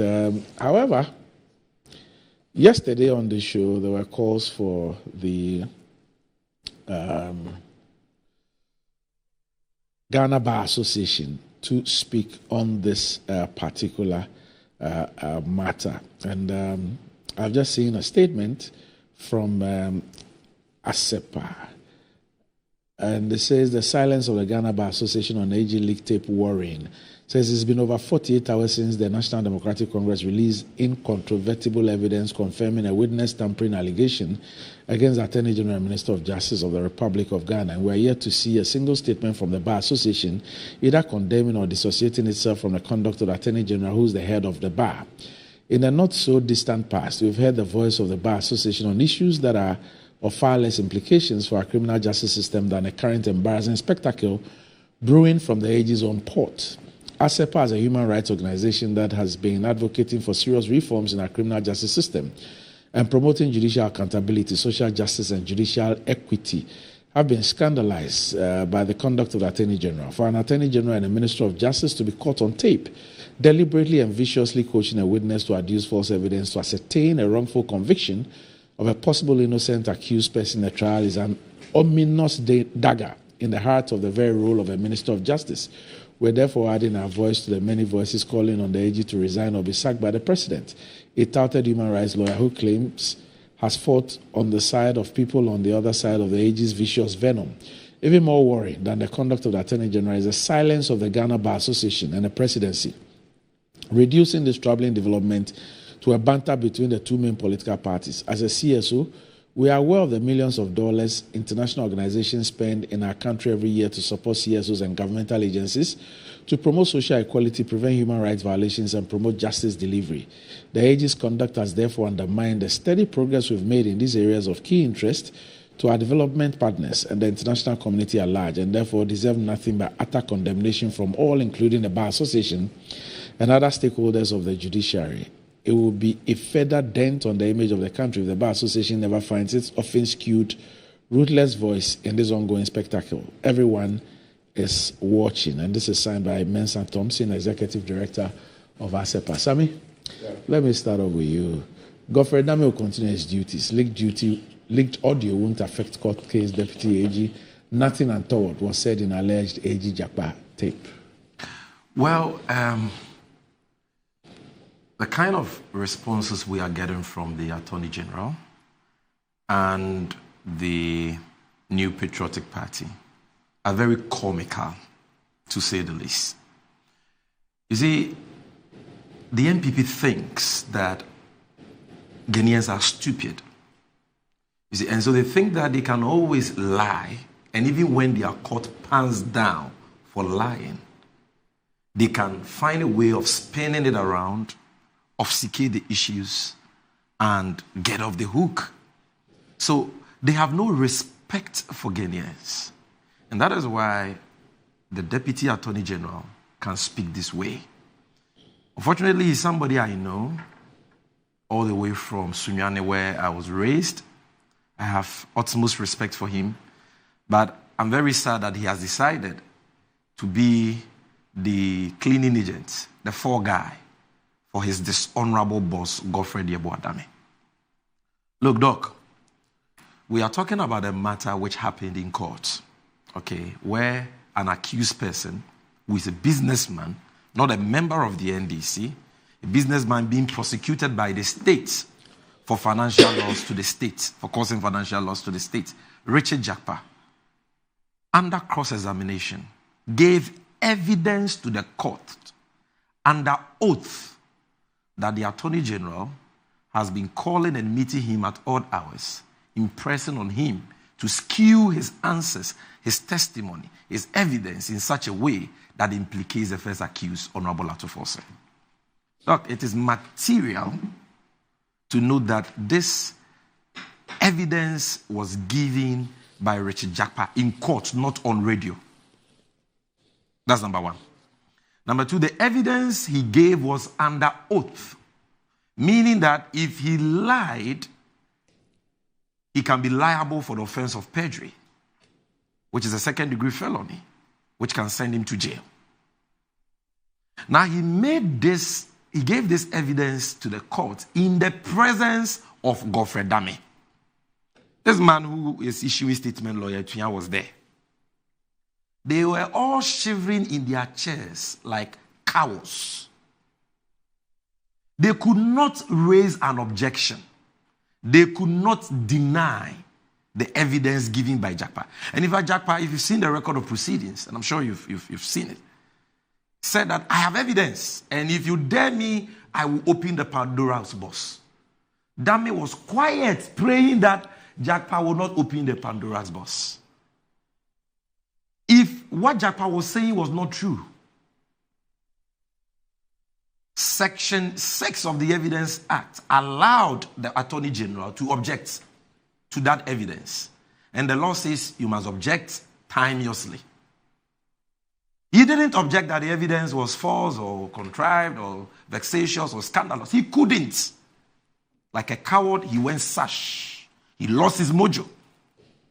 Because this is also a serious matter, the court had to go into chambers to meet the lawyers. Calm tempers came, cautioned everyone in the court before the court adjourned. You could not confront your accuser in court when he was in the witness box. You have the effrontery of issuing press releases full of lies. You see, these people, don't they even have a conscience? If they claim nothing wrong was, they should confront Jakpa in court. He has dared them. He has dared them.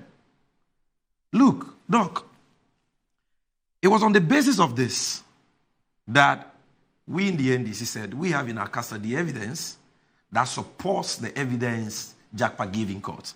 Now we're going to put it out. The Attorney General issued a statement and said, oh, we don't have any evidence. And that Godfrey Dame, the Attorney General, neither him nor his deputies nor his adsigns has at any time met with any of the accused persons, including Jakpa. Look, this is a press release which was issued by the Office of the Attorney General. It's on their letterhead. Look, as you can see. Dated 23rd May 2024. It is signed by the same deputy, my good friend, Alfred Yautuya. Now listen, paragraph 2.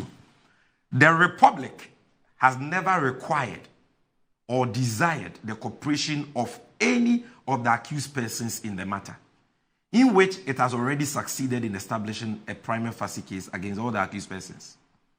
Neither the Attorney General nor any officer from the Office of the Attorney General has approached any of the accused persons with the view of obtaining evidence from them. Doc, this is what Lawyer Tuyan said. Deputy Attorney General. And this, I believe he issued a statement for on behalf of his boss. Then, few days after, because they were lying, they ended up exposing their own lie. Because the spokesperson of Godfrey Dame on Joy News, the probe, now came to say that, oh, you know what? Godfrey Dame has met Mr. Jakpa. But it was a Supreme Court judge who invited Godfrey Dame to his house. And unknown to Godfrey Dame, Jakpa walked in, he ambushed him. So the Attorney General was entrapped. So what does that mean? It means that the Attorney General lied on 23rd of May 2024 in this statement that he had never met the accused person. They themselves came to contradict that lie, that there was a meeting. In fact, as I see radio owned by Gabriel Chiridako also published that. You know why they were doing that? I said, what chrono? And you know that you have been caught, but you don't know the evidence against you, so you start confessing your sins. We told them we were going to bring evidence, so they knew it was going to be a tape. So they thought we were going to put out the tape of the meeting in that Supreme Court judge's house between Jakpa and the Attorney General. So they decided to preempt it. And we said, we'll teach you sense, we'll swerve you. That is why we have that tape, but we deliberately didn't put that one out. Because indeed, Doc, we have many. But the point I'm making is that they themselves contradicted the first lie. Because they think we are all stupid. They think we have forgotten. Then we have done our press conference and given you evidence of a phone call conversation recorded. And this phone call conversation was a call placed by the Attorney General himself On 9th April 2024, which call he placed to Mr. Jakpa at 7:12 a.m. in the morning. On the day Jakpa, 7:12 a.m. 7:12. And I'll give you the screenshot. 7:12. And yesterday I heard Mr. Pratt saying that it was a day before Jakpa would go to court. No, it was the morning of the day Jakpa was supposed to go to court to testify. The same 9th April. At first some say Jakpa didn't have a lawyer. No, he had a lawyer on record. Thaddeus Sorry, the respected Thaddeus Sorry, his lawyer. And yet he called him for 26 minutes. It is that call that Jakpa recorded when he saw that the conversation was going into the realm of criminality. And that is what we have played. And this same man with no honor or character, no respect for the truth, comes to tell us that there is nothing wrong with it. What has happened to their conscience? What do they take us for?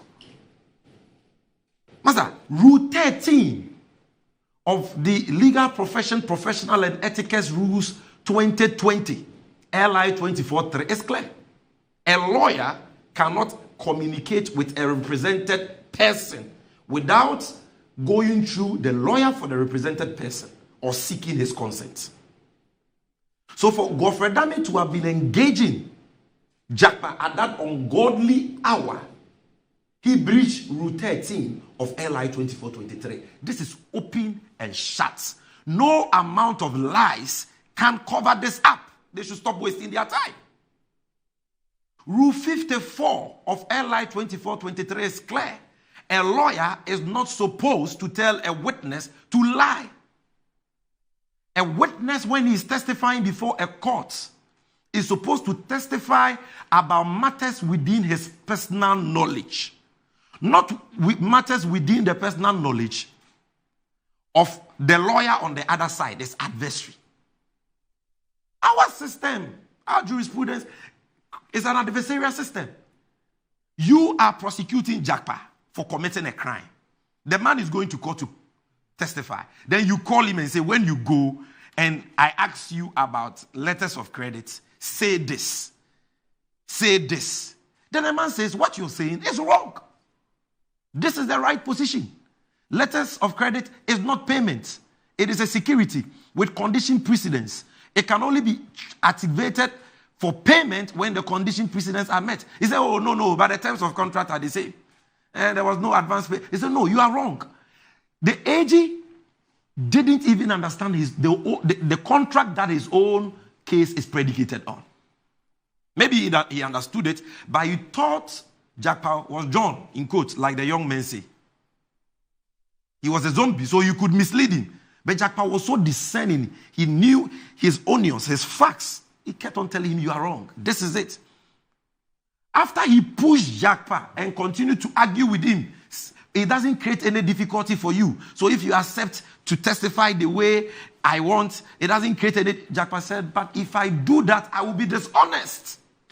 Doc, you played the tape here yesterday. Yes. And my dishonesty will send an innocent man like Atufos into jail.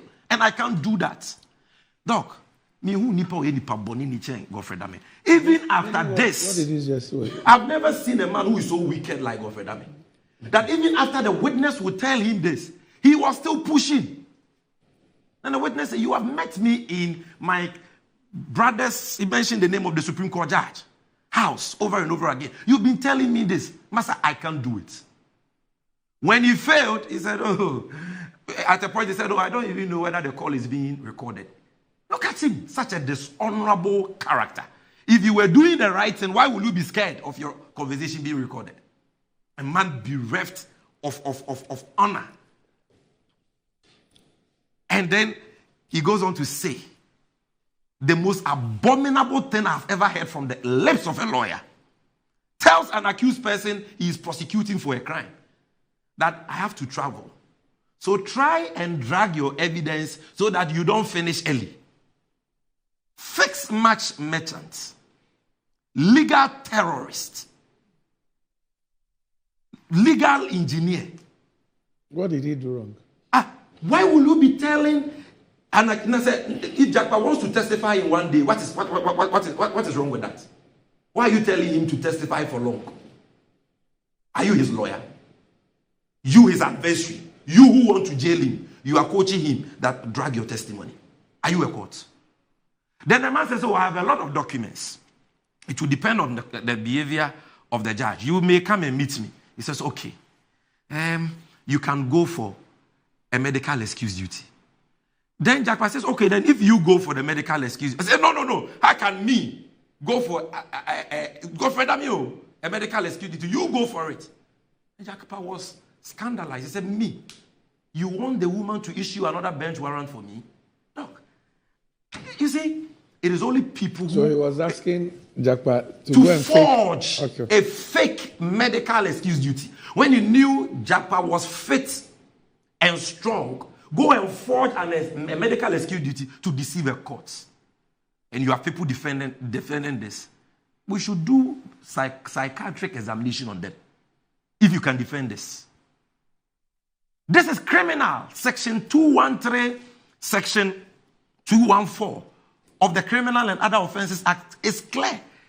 If you create a circumstance to deceive a court, you are guilty of perjury, a second-degree felony. If you tell a witness to lie to a court, you have engaged in professional misconduct. Now, Doc, in all this thing, Godfred Dame has absconded. What do you mean by absconded? Because he has not spoken on this matter. When he was confronted to his face in court, he couldn't utter a word. I'm told he's out of the country. No. First of all, Jackpot confronted him in court. He was there. He couldn't respond. Right? He couldn't also respond in the media. Then when the evidence was aired, he himself, he's one of the attorney generals who speak a lot. He's not around. So I'm told he's not around. Zoom near USO. Oh, maybe he also has a strategy. You can't determine how he responds to the issue. Okay, but I can comment on how he responds to issue. Yes. And I'm commenting that his silence means that he has nothing to say. Because Godfred Dame, we all hear him granting interviews on Joy. You think that if somebody brings out a tape against an attorney general and the tape is doctored, it will take Frank Davis to come and say it. Godfred Dame can't say that for himself. Lawyer Tuyan, he and Godfred Dame doesn't even have confidence in Lawyer Tuyan, his deputy. If he had confidence in you, he wouldn't tell a witness to lie to the courts and forge a medical excuse duty to give him time to travel and come back. He would have known that, my deputy is capable, so even if I travel, my deputy can prosecute this case. And you are defending this man. I'm shocked. I'm ashamed for that, my countryman. Okay. And Doc, my point is that his spokesperson, since we brought out this evidence, Wilberforce, my very good friend, I told you the last time, he was my vice president when I was president of the SRC of Ghana School of Law. We were called to the bar the same day. I have a picture with him. Nice man. He was all over the place that, Godfred Dame only told Japa, say the truth, say the truth, say the truth. I have the tape there.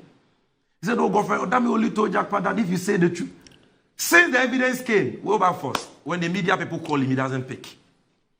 Before the evidence, on Good Morning Ghana, by now he would have been texting you and Yampofo messages. Today, he has gone into hiding. Hiding in his rat hole. We don't know why he's not available, so let's just... What? You don't know? No, you don't why know was he all over the place granting interviews? Then when the smoking gun came, you see, every day for thief man, one day for the master. Dame, this has been your stock in trade. This has been your modus operandi. This is an abuse of the justice delivery system. This is a stretch too far. Why? There's a specific allegation. Let's focus on it. No. Why is the stretch too far? Doc, if Dame is doing this in this case, tell me, why couldn't he have done this in all the other cases? Yeah, but we don't have evidence to that effect. Oh, but Doc, let's stick to this one. If I am saying, in my opinion, that if he can do this, there is a possibility. Yes. Okay. That he is in the habit of that. And we've been complaining about this times with that number. And look, it is not only the Legal Profession Act that he has violated. And I'm happy that people are calling on the GBA to speak. Because he has also violated the GBA rules. This is the Code of Ethics of the Ghana Bar Association. He is the leader of the bar as the Attorney General. And Rule 11 says dealing with other lawyers' clients. GBA rules. This, the one I referred to was the Legal Profession, Professional and Ethics Rules, LI 2423. This is GBA, and it says a lawyer commits misconduct if he interviews or otherwise communicates about a pending case or a matter directly with any person whom he knows to be represented in that case or matter by another lawyer without the express consent of the other lawyer. But I've heard. No, don't even repeat it here. It's a lie. I've heard. He has always had a lawyer. It's not true. His first lawyer, I know. There have been instances where he changed his lawyer. The day he changed his lawyer, the next day he came to court with another lawyer. Okay. So they are lying to you. Okay. And the recording was done on 9th April 2024. His lawyer was Tadio, sorry. Asat. On record, yes. And this is it. This is the GBA rules. So why is the GBA quiet? The Godfrey Dame, 2023 last year, he went to the bar conference and delivered a speech. Have you seen the speech? No. This is what Godfrey Dame said. I'll just read to you the relevant portions. In my view, the legal profession, professional conduct and etiquette rules, 2020 LI 2423, is carefully designed to serve as a signpost for high standards and integrity in public service for every lawyer. Rule 1, he begins to lecture the lawyers of LI 2423, sets out the lawyer's duty to discharge his responsibility towards the clients, the court, and the public. Then he goes on and on. Rule 5 of LI 2423 teaches us that in representation by a lawyer, that lawyer is a representative of a client. He goes on and on. Then he comes. There cannot be a bigger avenue for a lawyer to demonstrate higher standards and integrity in society than service in the public sector. The bar is not without its problems, but let us not forget that the law is an endless, stimulating profession. It is serious and fun at the same time.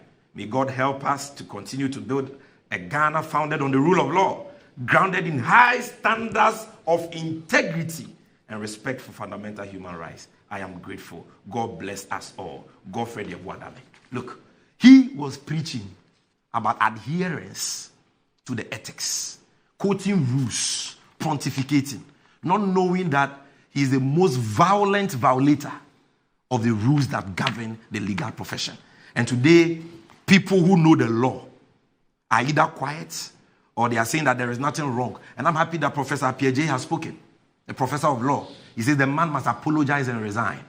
I am happy that even Bobby Branson, who usually associates himself with the MPP, law lecturer, very nice personality, gentleman, he says that if I were him, I would resign. Ansansare, Mr. Ansansare, former director, Ghana School of Law, he says he must be sacked or Akufo-Addo impeached. Lawyer Samson Ladia Yinene is calling for a commission of inquiry to probe the matter. Franklin Kujo says, Dame Yukubra or Yukubra Swampa. Bryce Simmons, the prosecution is needless and incompetent. It is politically motivated. All the neutrals, ASEPA, Arise Ghana, it is only the MPP who are justifying this. And what are they saying? That the tape is doctored. Oh, the Supreme Court has resolved that matter. In the case of Kennedy Japan versus Anas, the Supreme Court says that where it is alleged by a party that the tape is doctored, the onus is on the party alleging that the tape is doctored to provide the authentic tape. Where is the tape? Men of no shame. You said that Ato Forsen came and met Godfrey Dame to plead with him to drop the case and that you have video evidence. Where is the evidence? Men of no shame. You said that, now they are even mentioning John Mohammed's name, and let me use this opportunity to warn them that a communication between a president and a former president is privilege. We are privy to a lot of things that because of the respect we have for our leader, we won't speak about it. But if they accuse John Mahama again for intervening in this matter, we will spill the beans. That privileged communication between the president and the former president, we will put out the details. Who called who? Who asked who to make an intervention? We will give you blow-by-blow accounts. So they shouldn't even go there. Then they say that, oh, the tape is doctored before because we advertised to start our press conference at 2, but we started at around 3 p.m., so the tape is doctored. Comic relief. It's like they were doing Key Soup concert party. We have given you evidence. Come and show us why the evidence is doctored. No evidence. A security analyst, independent-minded person, Adam Bona says, no evidence of doctrine. Yesterday I heard Mr. Pratt. But if you listen to the tape, I mean, no evidence very sequential, you can get it. And you see, Doc, Tuesday, the media should come to court. Because if the tape is doctored or not, if the tape comes to court, we will know. Why? In the Ofoswampofu case. Tuesday, what's going to happen on Tuesday? I said just come to court. I'm telling you. Just come. I don't have the right to communicate for the court, and I'm not going to prejudge any process before the court, but just come to court and come and see if they will have the courage to repeat the things they are repeating in the media. Will the court sit after 10? After 10 a.m.? Yes. It will be 12 p.m. Okay. And I'll be happy to see you in court. Okay. So, Doc, our demands are clear. Godfrey Dame must resign or be signed, or else next week or soon after, you are going to see a motion of censure by Parliament for his removal, which will be publicly televised. But you won't get the numbers. We won't get. Okay, we wait to see. You don't know that there are people in this MPP government who themselves are appalled and scandalized by this. You won't get the numbers. Okay. Now, again, media, if the government will not resign, I like it. Okay. Because I want him to come and cross-examine Japa. Because the evidence Japa made is now part of the record. So if it is doctored, but he doesn't need to be the person to cross-examine. He must come, whether you like it or not. Why? He must come. Is it not the Attorney General? Yeah, but Tuya can do it. No, please. No. That is their strategy. They are saying, you see, the man has run away. So he now wants his deputy to do the cross-examination. The allegation is about you. When you were having the call, your deputy was not there. Your spokesperson was not there. Frank Davis and Anabi were not there. Yeah, but you are a lawyer. If you and I were not there, come. No, even lawyers are advised to take lawyers. So Godfrey Dame be a lawyer. Why not? Well, we'll see. I have confidence in Japan. I have confidence in Japan. Okay. No matter who they bring, the truth will come out. Okay. And look, you see. So be winding up for me. Maybe when you come back, I'll give the background to the case. I wanted to do that. No, will you give me the permission? No, okay. So let me conclude on the tape aspect. Okay. And then when you come back, I'll go into the background, what this case is about. Yes. The issue of financial loss. Why don't we leave that to the court? No. We need to. You see, the MPP, they have been putting out a lot of false information. Okay. That we brought in ambulances which were trotro. Yes. They said that Toforsen has done something without authorization. So we reserve the right to state our view, our position, and allow the court to determine. Nothing stops a party in the case. Haven't you? No, but in the media, they are peddling the falsehoods in the media. Okay? Which is very unfair to the courts, because what they are saying in courts is not even what they are saying in the media. And therefore, people must understand what the case is about from our perspective. But at the end of the day, it is the court that will determine the issue. So, Doc, what Dame has done is criminal. What he has done constitutes professional misconduct. It breaches the GBA rules of ethics. It breaches the ethics of the legal profession. It is totally indefensible. All the neutrals, including MPP members, are calling him out. It is only those who don't have conscience who will be entertaining this. And please, instead of Tuya issuing these releases, issue a press release to come and apologize for the lie he told.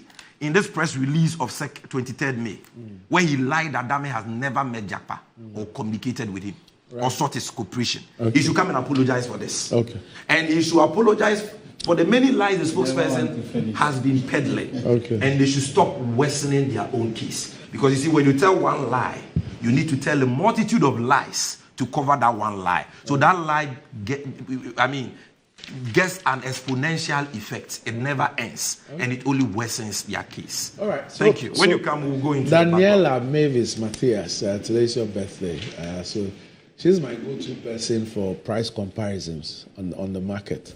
So Daniela, happy birthday to you.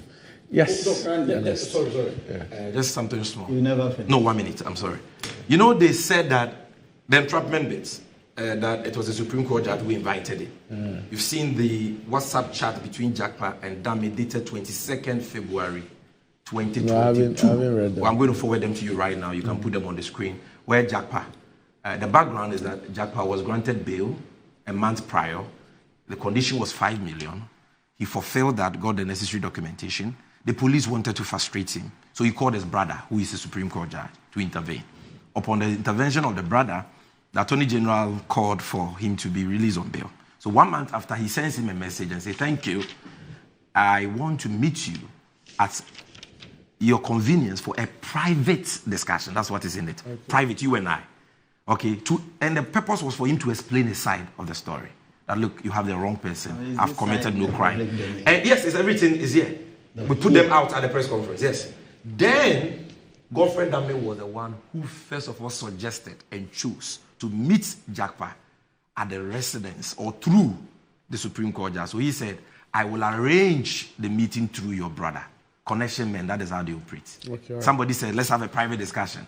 Why would you say, I will meet you through your brother? So they claim that he was entrapped is another barefaced lie. And I'm forwarding the WhatsApp chat to you right away. Randy, I promised Sammy that I was going to make reference and then give it. So I'll quickly touch on that and then move on.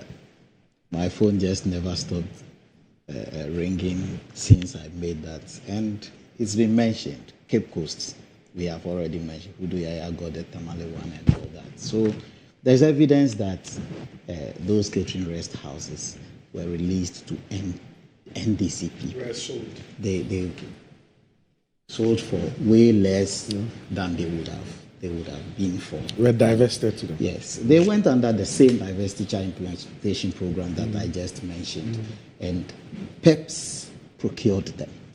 So that's what I was saying. I was telling him off that if you bought a Tico that belongs to government and I am buying a bus, now you turn and come and tell me that one is wrong. We were all procuring. But that's not to say we want to equalize like the word he used. So let's move on. Because I'm saying this because I said I will refer and then mention it to the listeners. That's okay. Now, Richard Jakpa issue. We have all listened to the tape extensively. I played it a number of times because I didn't have time to listen to the live, the interview, the press conference. So I came, sat, played, and listened. And I realized one thing. In as much as the statement out there is the tape might not be the whole story.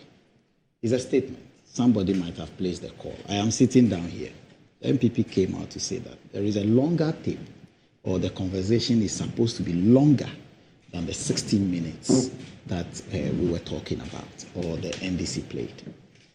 When I was listening to the tape, I don't know whether the one I got is what was wrong, but you could see that the conversation had already started, and Jakpa started with a statement and then continued. He gave all of us the impression that, yes, the 26-minute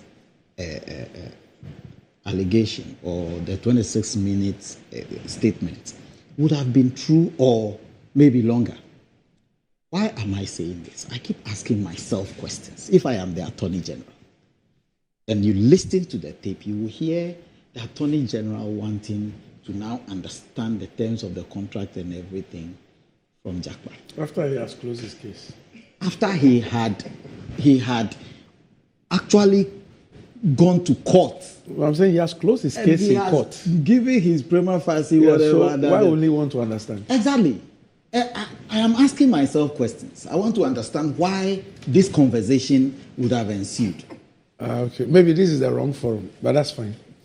Why this conversation would have ensued? With you, though.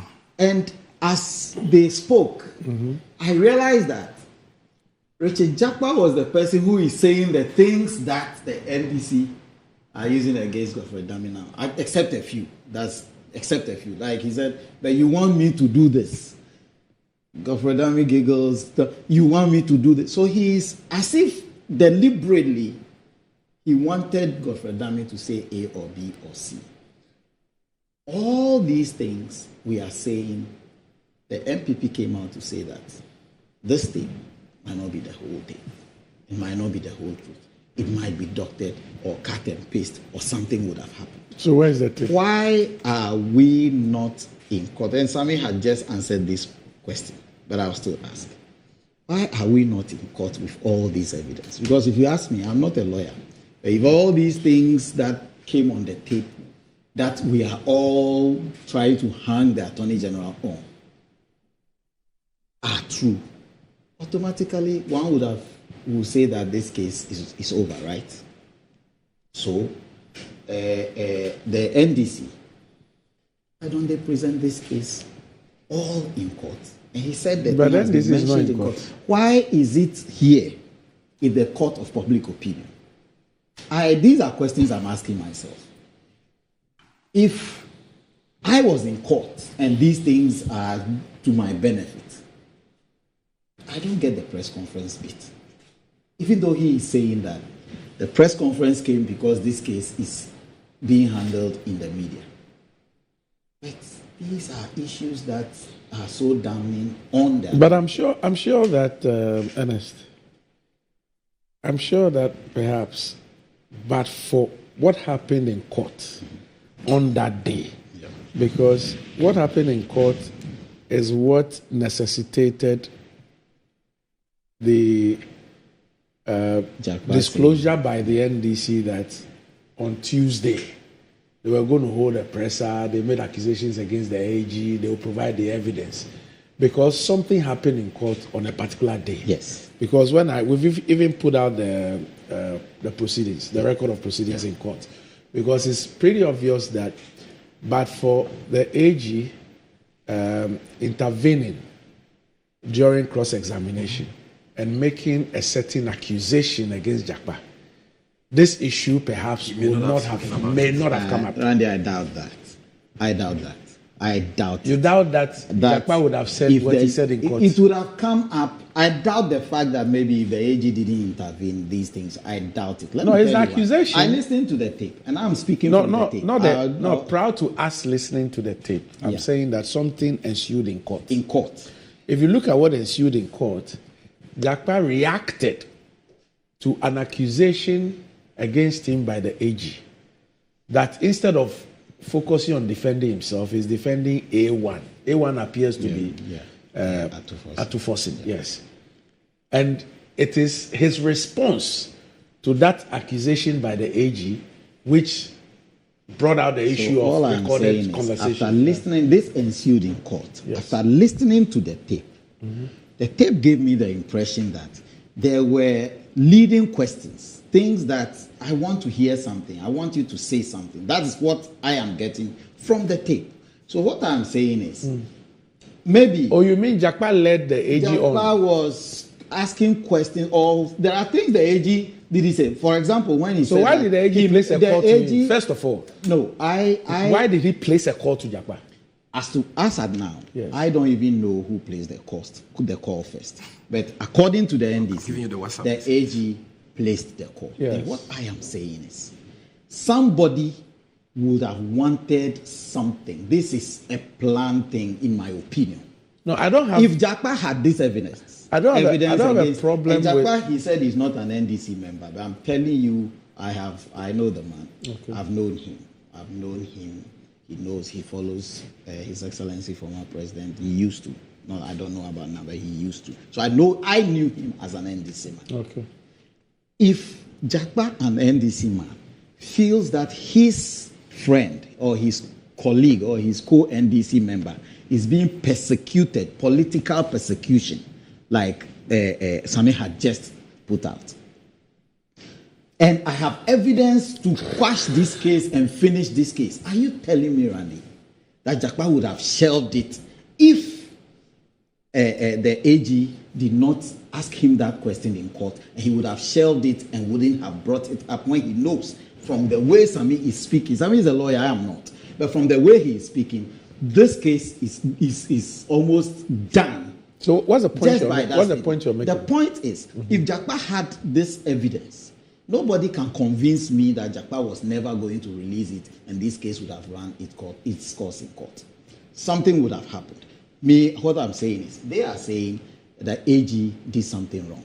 The AG is a lawyer, right? What do their ethics say? It's read it out to us. I am expecting the NDC by now. He's saying the AG hasn't responded by now. If I am the AG and such an allegation had been peddled against me, I'll think twice before I throw anything out. Why? Why? Because if I am the AG, I want to come out. Hold on. The very next day, after that court sitting, the AG's department. The AG's department, not the AG. Yes. Yeah, his office. Yes. His office. Issued a statement. Doc, please, it was on the same day. The same 23rd day. His office issued a statement on the matter. Subsequent to that, a person identified as his spokesperson came to speak. A person who speaks on his behalf has been speaking to the matter. Randy, that is the AG speaking. Randy, what I'm saying now, yes, I'm not referencing the documentation. We all have them. What I'm saying is, Sami just said the AG was mute The AG could not utter a word on these matters in court. Now, after these allegations have been made, the AG had still not issued any statement. He referenced the AG in particular. Yes. And that's what I'm saying. You have said all these things. Maybe, as at the time they were speaking, we all heard the AG saying, you don't know who, or the supposed AG saying we don't know who is listening. I'm saying the supposed AG because Randy, technology exists. Randy, said that they don't deny that the voice is that. What I'm saying is, I am speaking for myself. The technology exists to be able to to go and pick a voice from somewhere and come and add it. Randy, let me land on this. My point is, if the AG, if I am in the shoes of the AG, and I'm making reference to what he said about the AG, not his office. Right. The AG responding to these things. Right. I believe he will come out. But all I am saying is that everything that has been going around, they know the right thing. And especially when this case is in court, and he is telling us that the issue came up the first time in court. Okay. I am not a lawyer, and the public listening to us who are hearing these things. In actual fact, what are they doing with it? And he's saying we should come to court on Tuesday. That presupposes to somebody like me that they might have presented these things. So, Ernest, for a minute, let's step out of NDC and MPP. Yeah. I am a Ghanaian. I hear a tape, and I hear the Minister of Justice on that tape. And the 16 minutes I've heard, anybody who says there's 26 minutes or 46 minutes, they should bring it. I want to hear the remaining part. At least what has been put in the domain is 16 minutes. Yeah. If I hear my Attorney General asking a person is prosecuting in court to go and procure false evidence. Yes, go and procure a medical report, not fake medical report, but a medical report on a fake assumption of ailment, and send it to the court in order to secure an extension of time to make me available after my travels. Shouldn't I be worried? I'm saying just that part. Shouldn't I be worried? But the Minister of Justice and Attorney General who's prosecuting somebody for committing a crime, committing a crime, is asking the person conspiring with that. Yes, the person to go and do something untoward. Randy, that's the question. How do you expect me to feel, Doc? That's the question I told you I'm also asking myself. Yes. The AG, the one leading the process, leading the prosecution, right? If for whatever reason he is indisposed, he can fall sick, anything could have happened. What is the right thing the AGO, not me, not you, could have done? That is why I am asking. In this case, he's not sick. He says he's traveling. And in any case, you see, in any case, in his absence, other officials, Deputy DP, yes, they deal with the issue. Yes. Worst case scenario. Yes. He should go and appeal to the judge. Worst case scenario. Yes, you're right. It's pretty obvious that he didn't want to be the person requesting for an adjournment. Why? No, but why should it be my opponent? That's what I want to understand. Quote and unquote enemy. That's what I want to understand. That's how we call it. Why should it be him? Yes. And that's why I am also asking all these questions I am asking. And gives me the impression that something might be wrong somewhere. Including the tape, maybe something beyond. It's early days yet. They are going to go to court. I have dared them. Yesterday I was telling somebody somewhere that the NDC could have by now written to the Ghana Bar Association for the necessary actions that he has just quoted from the laws. That would have given me some level of confidence as somebody, and let me put it this way, a bystander. Just interrogating Do you think that this is a matter that is so serious enough to elicit a response or a statement from the Ghana Bar Association? In my opinion, your whole Attorney General, the leader of the bar, there is a heavy allegation like this that breaks constitutional provisions, their own code of ethics and all that. You think the Ghana Bar Association didn't have to get involved? No, that's why I'm asking you. So that's why I'm saying I have too many cobwebs in my head. I don't see why, if I am AG, I should go to Sami. So let me help. I should go to Sami and seek Sami's help. When I know on this show, Sami is here to. My head is very clear. No cobwebs. Sami is here to project his party. Yes. I am here to project my party, and I'm going to. You see that we just made a statement. He categorically denied it. The evidence is different. Yes. So all I'm saying is he came here to project his party. If the thing is against his party, he said it is not true. Yes. When in actual fact it is true, and people have sent so many documentation. Yes. All I'm saying is, so why as me as the Attorney General will go to the person I am prosecuting, and if that person should lose the case, he may end up in jail or something else, and go to him and tell him go and procure medical. So if you juxtapose, so if you juxtapose your concern as against what happened in court, where the AG tells A3, he gets up on a point of, to make an objection. Yes, an objection. And he says that instead of focusing on defending yourself, you are defending A1. You know, do you then connect the two? Yes. Are you then able to connect the two and establish something? I am not saying here that maybe they never had any conversation. What I'm saying is the evidence here is the tape that I have listened to may be longer, because what I heard, the 16 minutes I heard, broke at a point in time.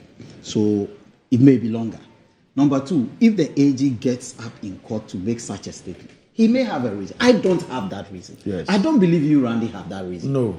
So now that Sami and I are sitting here interrogating the matter as it is. So now that I've heard that tape, the 16 is what I've heard. I've said that those who say it's 26, they should add the 10 minutes and let's all hear. If the 10 minutes will invalidate the 16, we are prepared to learn. Me, I always say that I will always succumb to a superior viewpoint or new compelling evidence. So I don't have a problem. If that extra 10 minutes will invalidate the 16, please put it out. The next day on this show, I called for both parties to put out the evidence. All they have, the recordings, including the video of yes, we want to see. So my point is that the matter should be dropped. If I listen to what transpired on the 16th, and I juxtapose it against an AG who has an issue with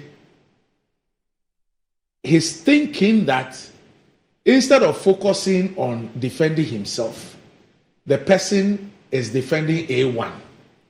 I tie that against the conversation that I listened to and the arguments. It gives me a certain mindset.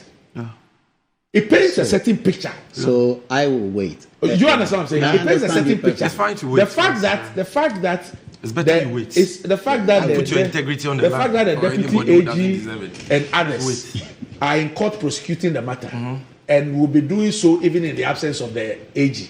Yet the AG in that conversation is asking A3 to go and get an excuse duty, medical excuse duty, although he is not unwell, to enable him go through his travels and come back and be part of the process. If I put all that together, it paints a certain picture. And I'm saying that it's on the basis of what I've heard and what has transpired in court. Maybe the 10 minutes will invalidate all this or make me change my whatever. I'm prepared to listen to the 10 minutes. Yes. So let's at the moment wait for their conclusion, their presentation as he promised to maybe the Ghana Bar Association for action or whatever. It will bring more. It's early days yet. But let me draw your it's early days yet. The allegations came. The man is not in town. People are answering on his behalf. The man himself must come and answer for himself. All right, my brother, let me come here. Doc, you see, first of all, I think my brother largely has been asking questions. And to that extent, I have no problem with the submission. We just have to help by providing him with the necessary answers. He says that the tape we have put out, number one, he says that there could be a longer version. Okay. Now we are not, no, the MPP said it was doctored. Yes. And so that's a different matter. To doctor a tape is, so maybe they said the two, but let me deal with this first. Now what you are right in saying, okay, what you are right about is that the conversation was for a longer period. You're right. Because it was a 26 minutes conversation. When you make a WhatsApp call, listen, when you make a WhatsApp call, WhatsApp will record the call and the minutes you spent on the call. Yes, let me tell you something. You find it. If we come on Good Morning Ghana, when you have, say, a problem at NCR, okay? So, and it's happened, I've been on this show and it's happened, where you finish this show and you go on the Facebook page and you don't have the whole show. True of us. Yeah. True of us, because of a technical problem, even though we might have started at 8, your streaming delays till 8:30. Doc, true of us. True. So if your recording, which you put on Facebook, is from 8:30 to 10, it means that recording is fake. That is the argument. So Godfred Dami called him. He thought it was a normal conversation. He didn't know what he was going to talk about. It was in the course of the conversation that he realized that, look, this man is leading me somewhere. And so because of what may happen tomorrow, let me record. Right. So he recorded from that point you heard the recording start from. Yes, so what I'm saying is... Bro, let me finish. Let me land. Okay, let me land. Right, that's right. So that is it. That is the recording he has. So if Godfred Dami, some MPP people say Godfred Dami phone records automatically. And that there is even an equipment called the Pegasus, which National Security has. And that if they go to MTN, they can pull out the entire 26 minutes call. Yes. We are waiting for that entire 26 minutes. That's the point. But the man says, and I'm telling you, that the recording was done from a certain point when you realize that where the man was leading him was problematic, was criminal, was unlawful. So that is the recording we have, and that is what we have put out. Which means that he didn't intend to record. It wasn't premeditated. Premeditated to record him from hello, how are you? No. It was at a point that he decided that no, from where things are going, I can have a problem one day. Let me record for the sake of the records. That does not in any way undermine the integrity of the tape we have put out. Number 2, he says that he is wondering why Godfred Dami called the man to ask him so that he could understand the terms of the contract. Bro, you were wondering. No, that was your second point. I wrote it here. Said, from what they were saying, it gives me the impression that he's now trying to understand. Which makes me, you don't understand. After he has presented his case in court and he has closed his case. That shows that man Godfred Dami is a sham. This is, you see, it is not what people do in public that matters. This is what he does in secrecy. So you now wait for him. No, it's not about what. Wait. You have. Please hold on. You put an allegation on the person. You have accused the person. It is not an allegation. Hold on. This is evidence given in court under oath. In the presence of Godfred Dami. Hold on. You are a lawyer. People are in court my brother. day. Don't interject me. All right. So you finish. It shouldn't be too often. You can come in, but it shouldn't be I agree. too frequent. I beg you. My point is, you say people lie in court every day? I thought you... And when somebody lies in court under oath, who has a responsibility to arrest and prosecute him? It's the state. Do you know that when you lie under oath to a court, it is perjury? Yeah, I know that. Do you know why Sakande was jailed? Don't you know that it's about perjury? Do you know one of the reasons why a son of MP is being prosecuted? Don't you know that it's about perjury, lying under oath? So if Jack Pa's testimony is a lie, Godfred Dami should be prosecuting him for perjury. First of all, he should have even objected. That is what the Evidence Act section says gives him the right to do timelessly. He couldn't. And you are saying it's an allegation. Evidence on record. Undisputed. Then he says, he wanted to understand the term. It shows you that Godfred Dami himself, 2 things. Either he's so ignorant about the contract, which is the basis of his own case against Arthur Forson and the other accused persons, or he was deliberately feigning ignorance. Because some of the things he was ignorant about, as we heard on the tape, are so trite that even the common man can understand. Doc, this issue about letters of credit and what they are, and the fact that letters of credit always have condition precedence, and it is the fulfillment of those letters of those conditions precedence that then trigger payment. So Godfred Dami doesn't know these things. I mean, either he knew and was feigning ignorance, or he deliberately set out to mislead the accused person. Look, you get my point. That's number 2. Then he says that the tape might be doctored. Hey, you people, from it is doctored, now you are diluting your stance. might be doctored. You're talking about might. Not the state. Might. You heard the We don't talk about might here. Might be doctored. That's my position. This is your personal might. Yeah, that's my position. So you are speculating. I'm not. On Good Morning Ghana, we see. Well, we have told you the rule. If you say it is doctored, bring the authentic. Then he says that, why don't you present this in court? If the NDC really had this, is the NDC a party to the case? Bro? Is the NDC being prosecuted? The NDC brought... who organized the press conference? The NDC. But you are saying that you are saying all these things. Why don't we? No, and I'm saying, are we a party to the case in court? Sammy, what I'm saying is, the Attorney General is supposed to have broken the Constitution, broken this, broken that. And you are not a party, but you were able to come and organize a whole press conference and let the whole Ghana... Just like you also organize a press conference. You could have. Done what? You could have, in the same way, said that this is what the Attorney General would have done. And for that matter, we are taking him on. So if the NDC feels you are not a lawyer, offended, so let's listen, go. I'm saying that there is a case in court. The Republic versus Atuforsen and others. The NDC is not an accused person or the prosecution. So if we have evidence, we can only use the platforms available to us to put that out. We can put the evidence in court. The accused person who recorded the conversation has told the courts, has given this evidence orally to the courts. And in that oral testimony to the courts, look, he told the courts, maybe I should read the record of proceedings to you. He told the courts that he has the evidence. You are not party, so let's go. We are not party. The Attorney General is a public officer paid with exactly what I just said, and he is a lawyer and therefore enjoined to follow the ethics of the profession. Hold on. He's a public officer. Don't make the interventions too much. Respectfully.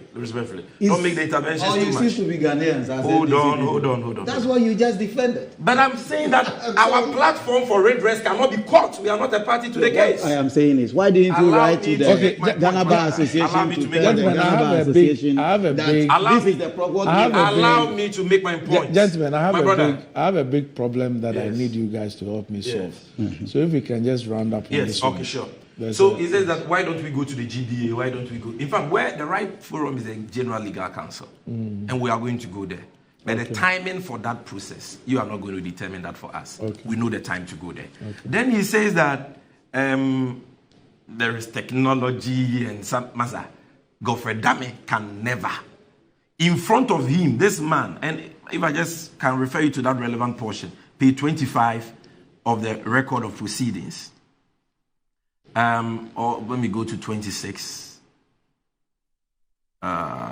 Yes. Yeah, we know what he said in court. You know what he said in court?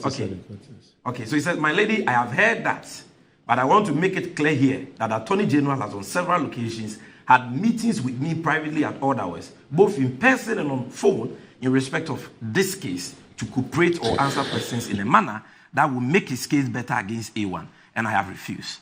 And I have evidence to that. And so if he's accusing me here that I'm here to defend A1, which is Atuforsen, he has brought hostilities to my doorstep. And I am responding to the hostilities. And if he continues on this angle, I will open the Pandora's box. And we will know actually what transpired. He has brought it up and I will give it to him. He goes on. I am angry because how can he accuse me to be defending A1 when I'm here to fight for my liberty? And he has been impressing on me to cooperate with him so that he can put A1 in jail. And I refuse. So if he comes here to accuse me of defending A1, it is unacceptable. Then he says, Jakpa again, so if he dares me, I will open the Pandora's box here. And I have evidence for that. You understand? And I'm saying Tuesday, come to court. That is all. Then finally, Doc, he says that there is something wrong somewhere. That is what I agree with him on. That indeed, there is something wrong somewhere. And what is wrong has nothing to do with the tape. What is wrong has to do with the character. The lack of character, the lack of honor, the lack of integrity. The conduct of the AG.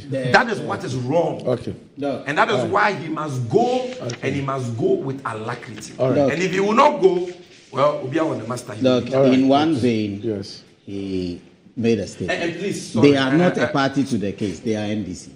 I think around this table, we are speaking as NDC and MPP. Yes. We are not here to present Jakpa or whoever's case as it is in court. Okay. So whatever I interrogate with Sammy, I'm interrogating it as NDC and MPP.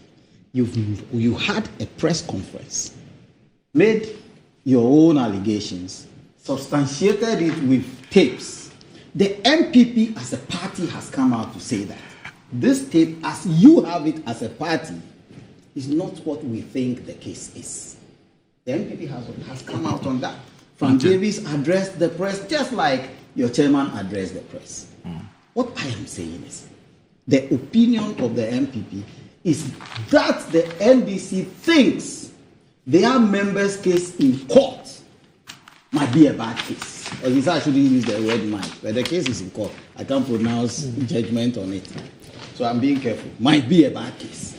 And therefore, let's take the case out of court into the court of public opinion. Can you imagine? That is what they are doing. Imagine? But the allegation by Jakpa was made in court. No, but that's what I'm saying. The allegation has a good case. Why is he begging accused persons he's prosecuting to help his case? Please, I mean, you said I should. What do you people take us for? The man who is prosecuting the case in court is begging the one he's prosecuting to testify in a manner that helps his case, and you have the effrontery to say that we are bringing the case into the media. So if he engages in professional misconduct, we shouldn't talk about it. Who is not in court is attempting to bring the case out of court, and it is rumored, it's alleged that when the judge called them into chambers, something like some conversation like that would have happened. That don't take the case outside. Called who into chambers?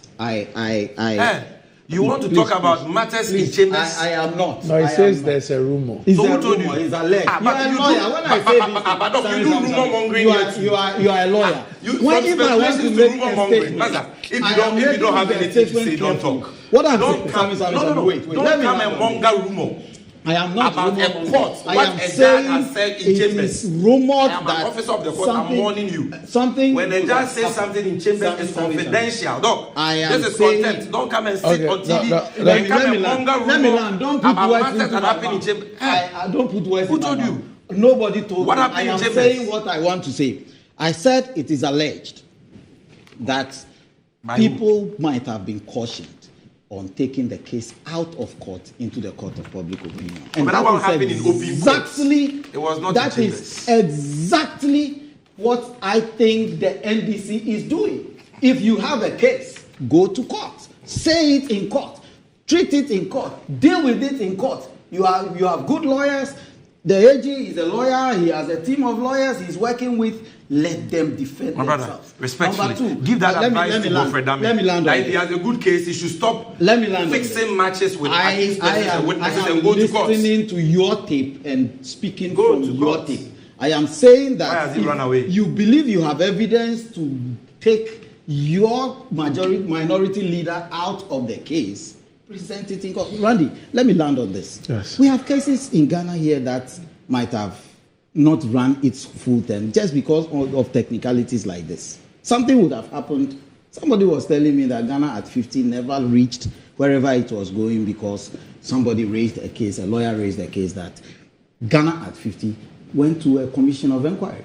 And for that matter, legally, you cannot do ABCD. For that matter, the case was stopped. Is that not it? So what I'm saying is, if the NDC believe in what they are throwing into the public to people who do not even understand, let's say a majority of Ghanaians may not even understand the implication of all the things you are saying, we are going to take it politically. If you have this evidence, you are the only one engaged in cheap politics. The evidence is before the courts. Don't you know the evidence is in court?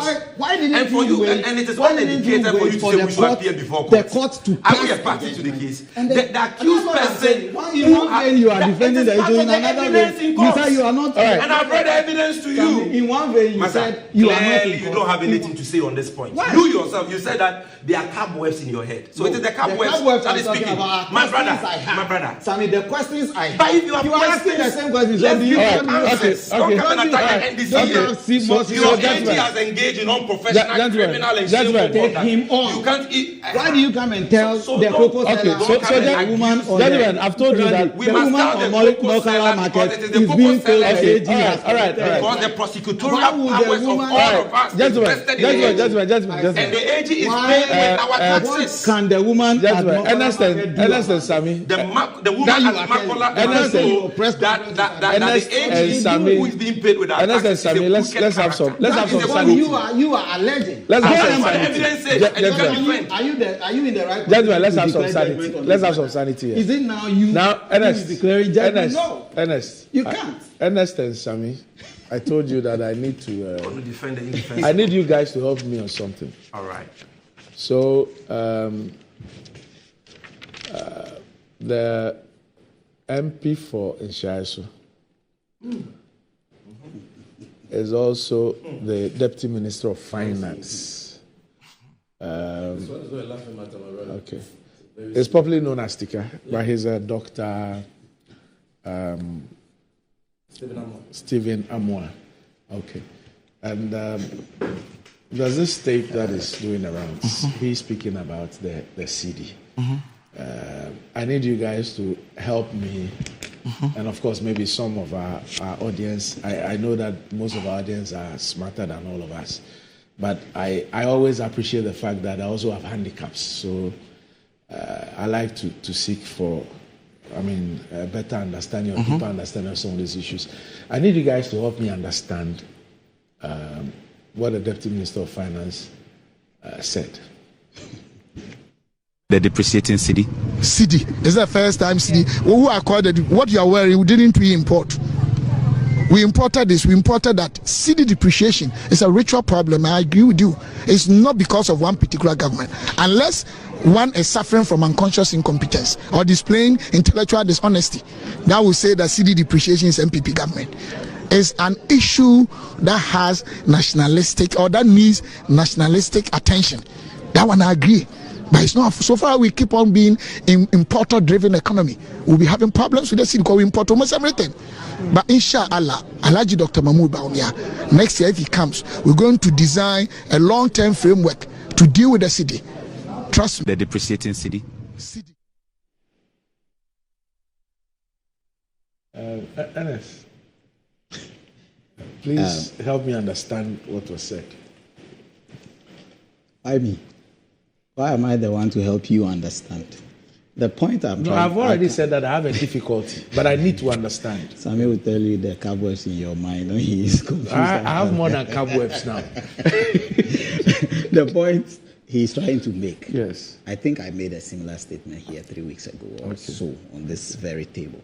I think 3 weeks or so ago. The CD is having challenges. And it's not now. It's not now. I was trying to pull some data. When His Excellency John Ajekum Kufuor was handing over power to His Excellency John Evans Atta Mills, it was a fact that we had the CD hovering very close to 1 CD. It was 1 CD something, 1 point something, very close. I think 1.2 or something like that. By the time 2016 had elapsed and they were leaving office, people are giving varying numbers, but it's not wrong because in Ghana we have a rate for the forex, we have a rate for the banks. So people are saying it's between 4 and 4.6, could be somebody could be quoting some forex or something. But the Bank of Ghana rate at that time I think was 4.2 thereabout. If that is the case, you took it from 1 point something to 4 point plus. And the last time I mentioned it, I used the percentage, and you weren't happy with the percentage terms, but that is how financial ratios are calculated. Is that not so? Yeah. So you took it and did something very close to 400%. Somebody takes it from there. But the actions that this government decided to put in place to check these things. One, Stika mentioned you are wearing imported clothes, I'm wearing imported clothes. What it means is that our balance of trade may be having challenges because we are spending more to import, especially things that we could have locally produced and used.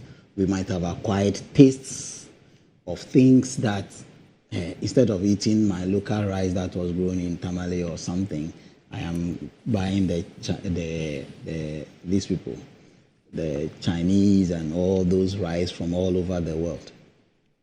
So our city will be under challenge. Somebody was giving some statistics about sugar and all that, those things happening. It's going to affect us. It's the truth. If His Excellency John Mahama, if he should get the opportunity to even come again, and actions are not taken to address the things that keep making the city drop, he will take it from 14 point something or whatever. I believe he's going to come down before the year ends. But if he should just come, you take it from there and also multiply by 4. Because the things that are making the city fall are not just by mouth or some economists coming to stand on radio and TV and say anything. We have to take action, take steps. Number 2, if you look at the dollar worldwide, dollar is beating everybody. Unless anybody has any other data to give to me, the dollar is pushing every currency off for some other reasons. All I am trying to say is, Sticker says, when we come, but His Excellency Bawumia had made statements as to how we will work on these things. You have power issues. We are importing so much fuel to support our power sector because we are relying more on thermal than hydro. We don't have enough hydro. So he said, I am going to bring 2,000 megawatts of solar power. Sticker says, next year, when he comes, he's going to do something about it. If he substitutes the thermal power we are generating and using today with solar power, how much of the money we are using to import fuel today will be saved? What happened to all the prescriptions in restoring the value of the city? What happened to all those prescriptions? Because in the restoring the value of the city, I didn't see solar something. No, I didn't see. No, I'm just asking. You are taking me to a different conversation. No. The man is becoming president. And No, he says, no, you don't get me. President. The Deputy Minister of Finance, today, Deputy Minister of Finance, is telling us that this is why we are where we are. The same thing that we were told 8 years and beyond. And we were told of the prescriptions and the competencies that are required to deal with this. 8 years on, we are being told that it's a ritual, I've forgotten some of the adjectives. Okay. Randy, 2019, it's online, everybody can Google. Mm-hmm. We took it at 4 point, let's say 4.2, 4 point something. By 2019, CD to dollar was still hovering around 5 points, I think 5.3, 5.4, thereabouts. By 29, it's online, so we can Google and confirm the actuals. The first 3 going into the 2020 COVID challenges, we had just moved by just single 1 and some coins. When did we set up the 38-member committee to investigate the forex problems? I don't have the dates. 2019. That's what I'm saying. So you realize that by the time 2019 was ending, we had just added very little to the existing dollar in Ghana here. The free fall, I think, started in 2021, thereabouts. I think late 2020 into 2021, we started having challenges with the dollar. So something would have happened. And everybody who understands some form of economics will tell you. In fact, I was on, I think, GTV or so, something, and I said this thing, that after every pandemic, after every war, like we had the world wars, after those big challenges that cover the world, it's always followed with a recession. It's always followed with a recession. So everybody who understood what was coming knew that after 2020, we are likely to go into a global recession. So when we say COVID affected the Ghana activities on the dollar, on all our economy and all that. It's a fact. So all countries in the world, all currencies in the world are going through what the city is going through. Not all, but a lot of the currencies, all our in fact, let's take ourselves to Africa. What's happening to Nigeria now? Nigeria had to take certain drastic steps before, but Nigeria's situation was worse than ours. So how come we are the third West performing? Third West.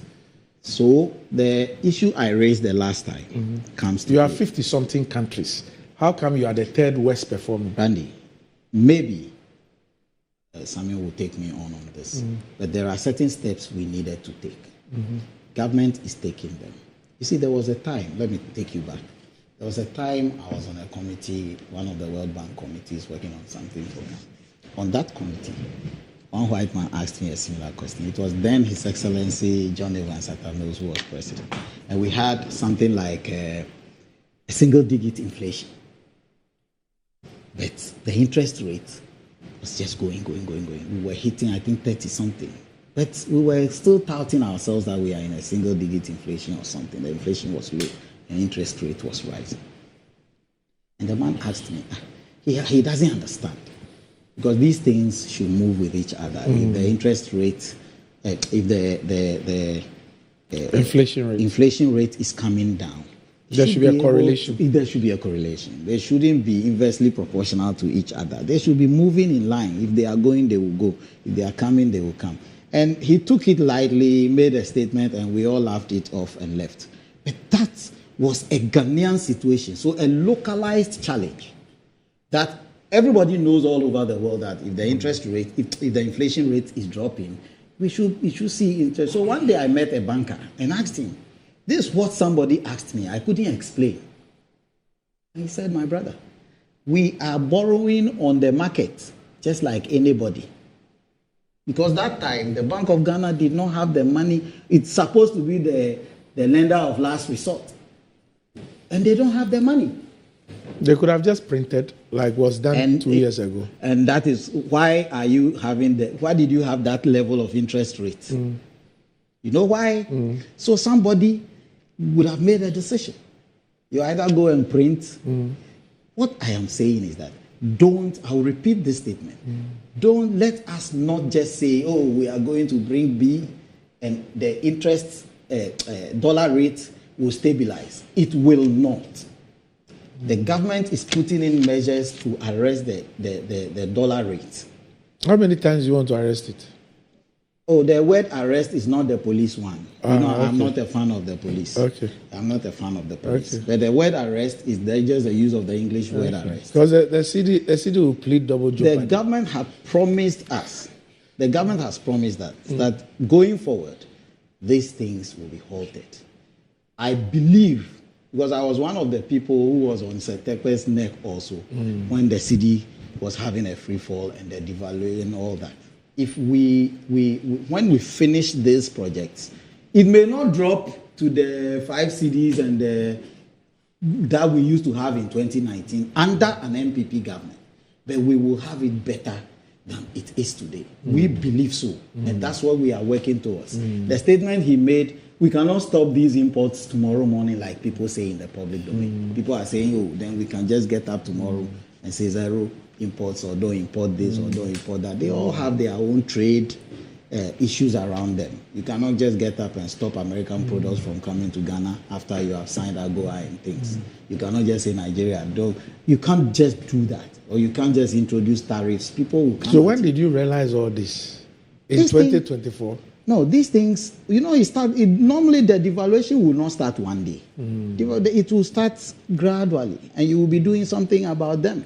You will be acting on them until it got to a point when, I listened to, I think, one of the bankers, I think a former Barclays or something, somebody made a statement, allow the CD to find its own level. Yeah. Because previously, they got to a time when the NDC was releasing, when the situation was getting worse. They started releasing, was it 20 million or 2 million or something, into the economy. And I keep saying that the moment you release that money into the economy, there are people holding CD because we went for an FDI program that the foreigners built their businesses and established, and they have grown their businesses here. So they are doing very well. But those people don't spend cedi. We ended up putting in the GIPC GIPC law that they can repatriate their profits. So if you go and sell, he goes to sell his oil and the cedi doesn't come, we are in trouble. So these things are things we should be looking at and looking at them either through policy and other things. If we make noise and we decide that, the cedi is dropping. In fact, the NDC used to say something else. We went to villages to go and campaign and they would say, the last time when we were in power, cedi was 5 cedis or 4 cedis. And when your son sends money to you, you change your, let's say, $1,000, and then times 4, you get your 4,000. NPP people come, they say they won't agree. So they want to reduce the dollar. That time was the conversation. But this is not it. We are saying we have seen the problem. We appreciate the challenge, and something will be done. You have now seen it. Oh, it's there. It's been there. That's why I told you the cedi will not depreciate overnight. One day, then 10 cedis comes to add. It's gradual. It's systematic. And we have seen that the thing is going down.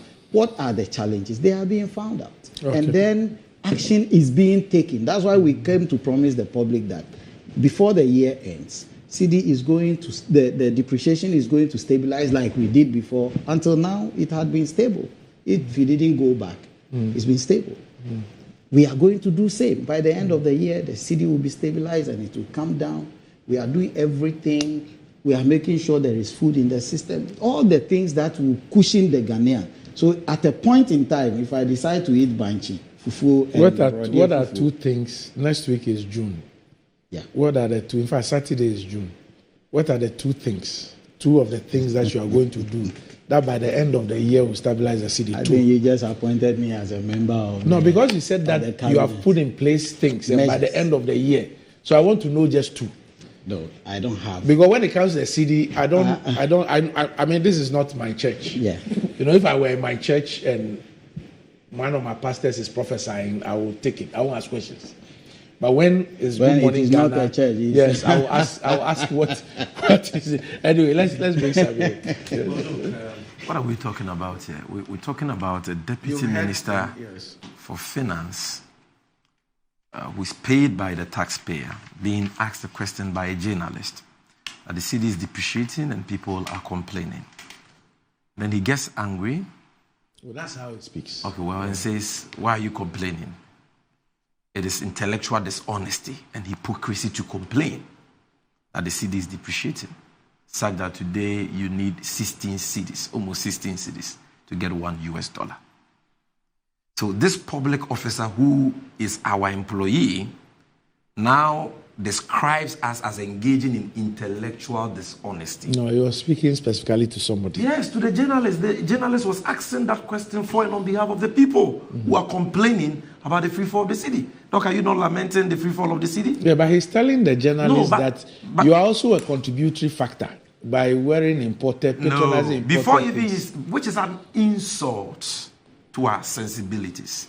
You see, it highlights the disrespect by office holders in the ruling MPP Akufo-Addo Bawumia government. The disrespect they have for the people of this country. They are not only inept, they are not only corrupt, they are not only nepotistic, they are also very arrogant and disrespectful. They have no respect or regard for the people of this country. Either than that, how can we give you our mandate? No, I didn't interject you once. Why can we give you our mandate? How can we give you our mandate to govern based on promises you made to us? That when the fundamentals are weak, the exchange rate will expose you. And that the fundamentals were weak under John Mahama. That John Mahama was incompetent. Akufo-Addo said at a point that Ghanaians needed 3 cedis to get $1 because of bad leadership. Bad leadership. But Bawumia said that buying $1 at 4 cedis was the hallmark of incompetence. He delivered lectures on how to restore the value of the city. Countless lectures at Ashase and Central University and so on. And projected himself as the know-all, be-all savior Ghana needed. He had the magic wand to stabilize the city. When it came into office, after the first 100 days, he held a press conference. and said he had arrested the dollar and given the keys to the IGP. He's been bragging about stability of the dollar. Even recently, he's been telling us about how they have done better in managing the exchange rate. In other words, he says that buying a dollar at 4 cedis is worse than buying a dollar at 16 cedis. If you are buying a dollar today at 16 cedis, it is better than buying it at 4 cedis under Mahama. This warped position is what he pushes on us. After all the things they said, who is being intellectually dishonest? Who is being hypocritical? That you use the exchange rate as the main message for your campaign. And Akufo-Addo says, this is why I am bringing Bawumia to come and deputize me as my vice, because he's an expert in managing national currencies. This is Bawumia's primary primary work as chairman of the economic management team, at least according to his boss who appointed him. And then he comes to tell us after first 100 days that I've delivered, I've arrested the dollar. Even in 2022, he was delivering lectures saying that he has done better in managing the cedi, quoting some, concocted ratios and percentages. And today, the Deputy Minister of Finance says we don't have a right to talk because the things we wear are imported. The things Bawumia wear. The things Bawumia and Akufo-Addo were wearing in opposition when they were talking about the dollar. They were made in Ghana. All the things were made in Ghana. Why is it that you people don't have a conscience like that? Why is it that you don't respect anybody? What do you take Ghanaians for? Is it not the fact we Look, are wearing imported clothes? Master, this is made in Ghana by Bondana. If you don't know, I'm telling you. Also give you. This shirt is made in Ghana by Brumon. So please, if you are wearing imported, talk about yourself. Don't talk about me. Now, Doc, apart from the negotiating hypocrisy, please, don't do this. No, this is serious matter. Look, today, the woman who needed 40,000 cedis to buy $10,000 to import things into this country needs almost 1.6 billion cedis, 160,000 new Ghana cedis for the same $10,000. The same $10,000 from 40,000 to 160,000. The difference is 120,000. You have no right to be sitting here and be cracking jokes. After creating this mess and after lambasting and berating the actual NDC government for this, and you are insulting us on top and you are cracking jokes. Look, Doc, he says that, the dollar has become strong and it is appreciating against all major currencies. Look at them. Always making flimsy excuses for their own feelings. Today you need more than 20 cedis to get £1, 1 British pound sterling, more than 20 cedis. What about what I want to? Even common CFA, the CFA of Togo, Benin, Burkina Faso, in 2016 under Mahama, you needed 6,000 cedis for 1 million CFA. Today you need almost 30,000 cedis for 1 million CFA. So all the currencies are stronger than yours. You are the third worst performing nation in terms of the strength of your currency. And you are here saying the dollar has become stronger. Always making excuses. You see, if you have failed and you even show that humility in conceding that, no, we got certain things wrong, it's better than coming to sit here and be throwing dust into our ears as if we can't read, we can't decipher black and white. So you're going to say as if then you say, hold on. 4 cedis was. But 1 cedi to 4 cedis. An addition of 3 Ghana cedis. Go in percentage. If it was even 1 cedi, go in percentage. When you are going to buy dollar. It was even 0.9. Yes. When you are going to and let's not forget that we had redenominated. Yes, and knocked off zeros. Yes. That is all. We are done a serious redenomination. So 10,000 to 40,000. My brother. And now, we've had a very smooth conversation. I keep on telling you, reduce the heckling. I beg you. Because it's even for this your submission, I didn't heckle once. I beg you.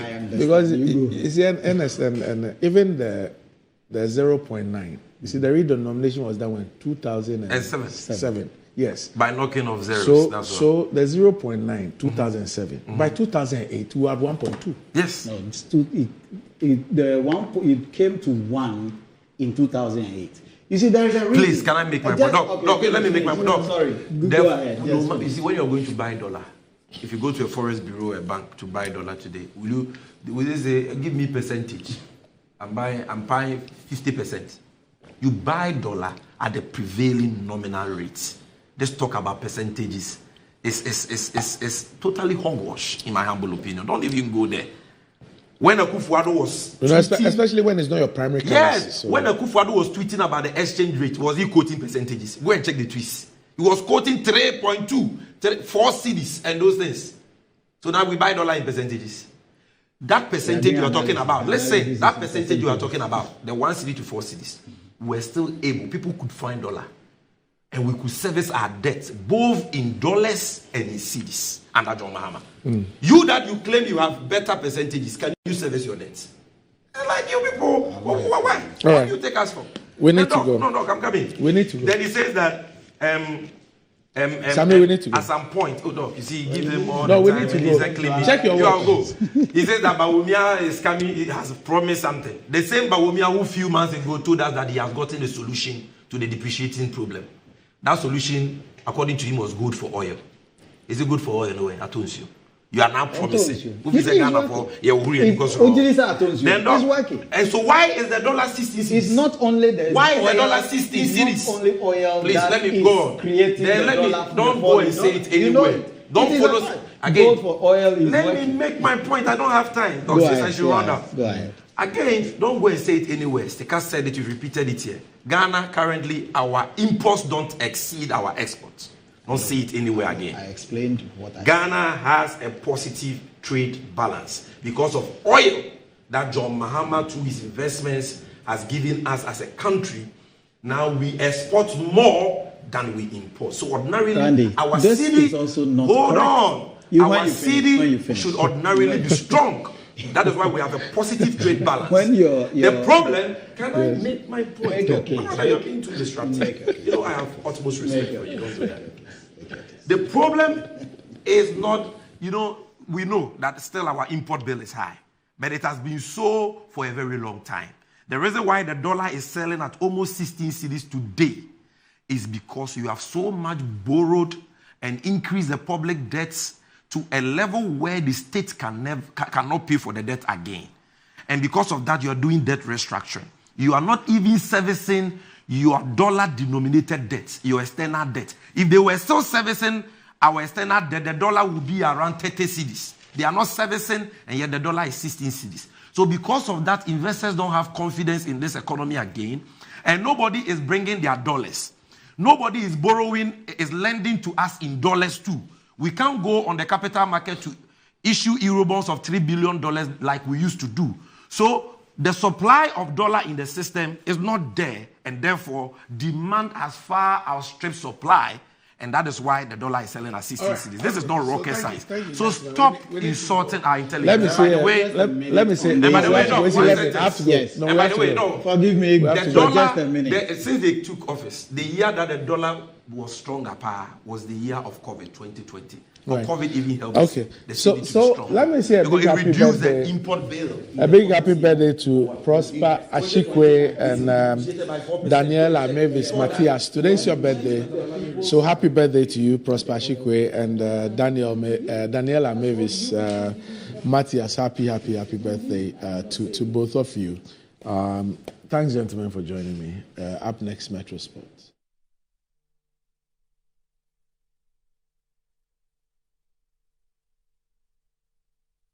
The question that you have to ask is, how can global phenomena skip Cote d'Ivoire and all the surrounding countries and only attack Ghana? How? How does it happen? The question that you have to ask is, how can global phenomena skip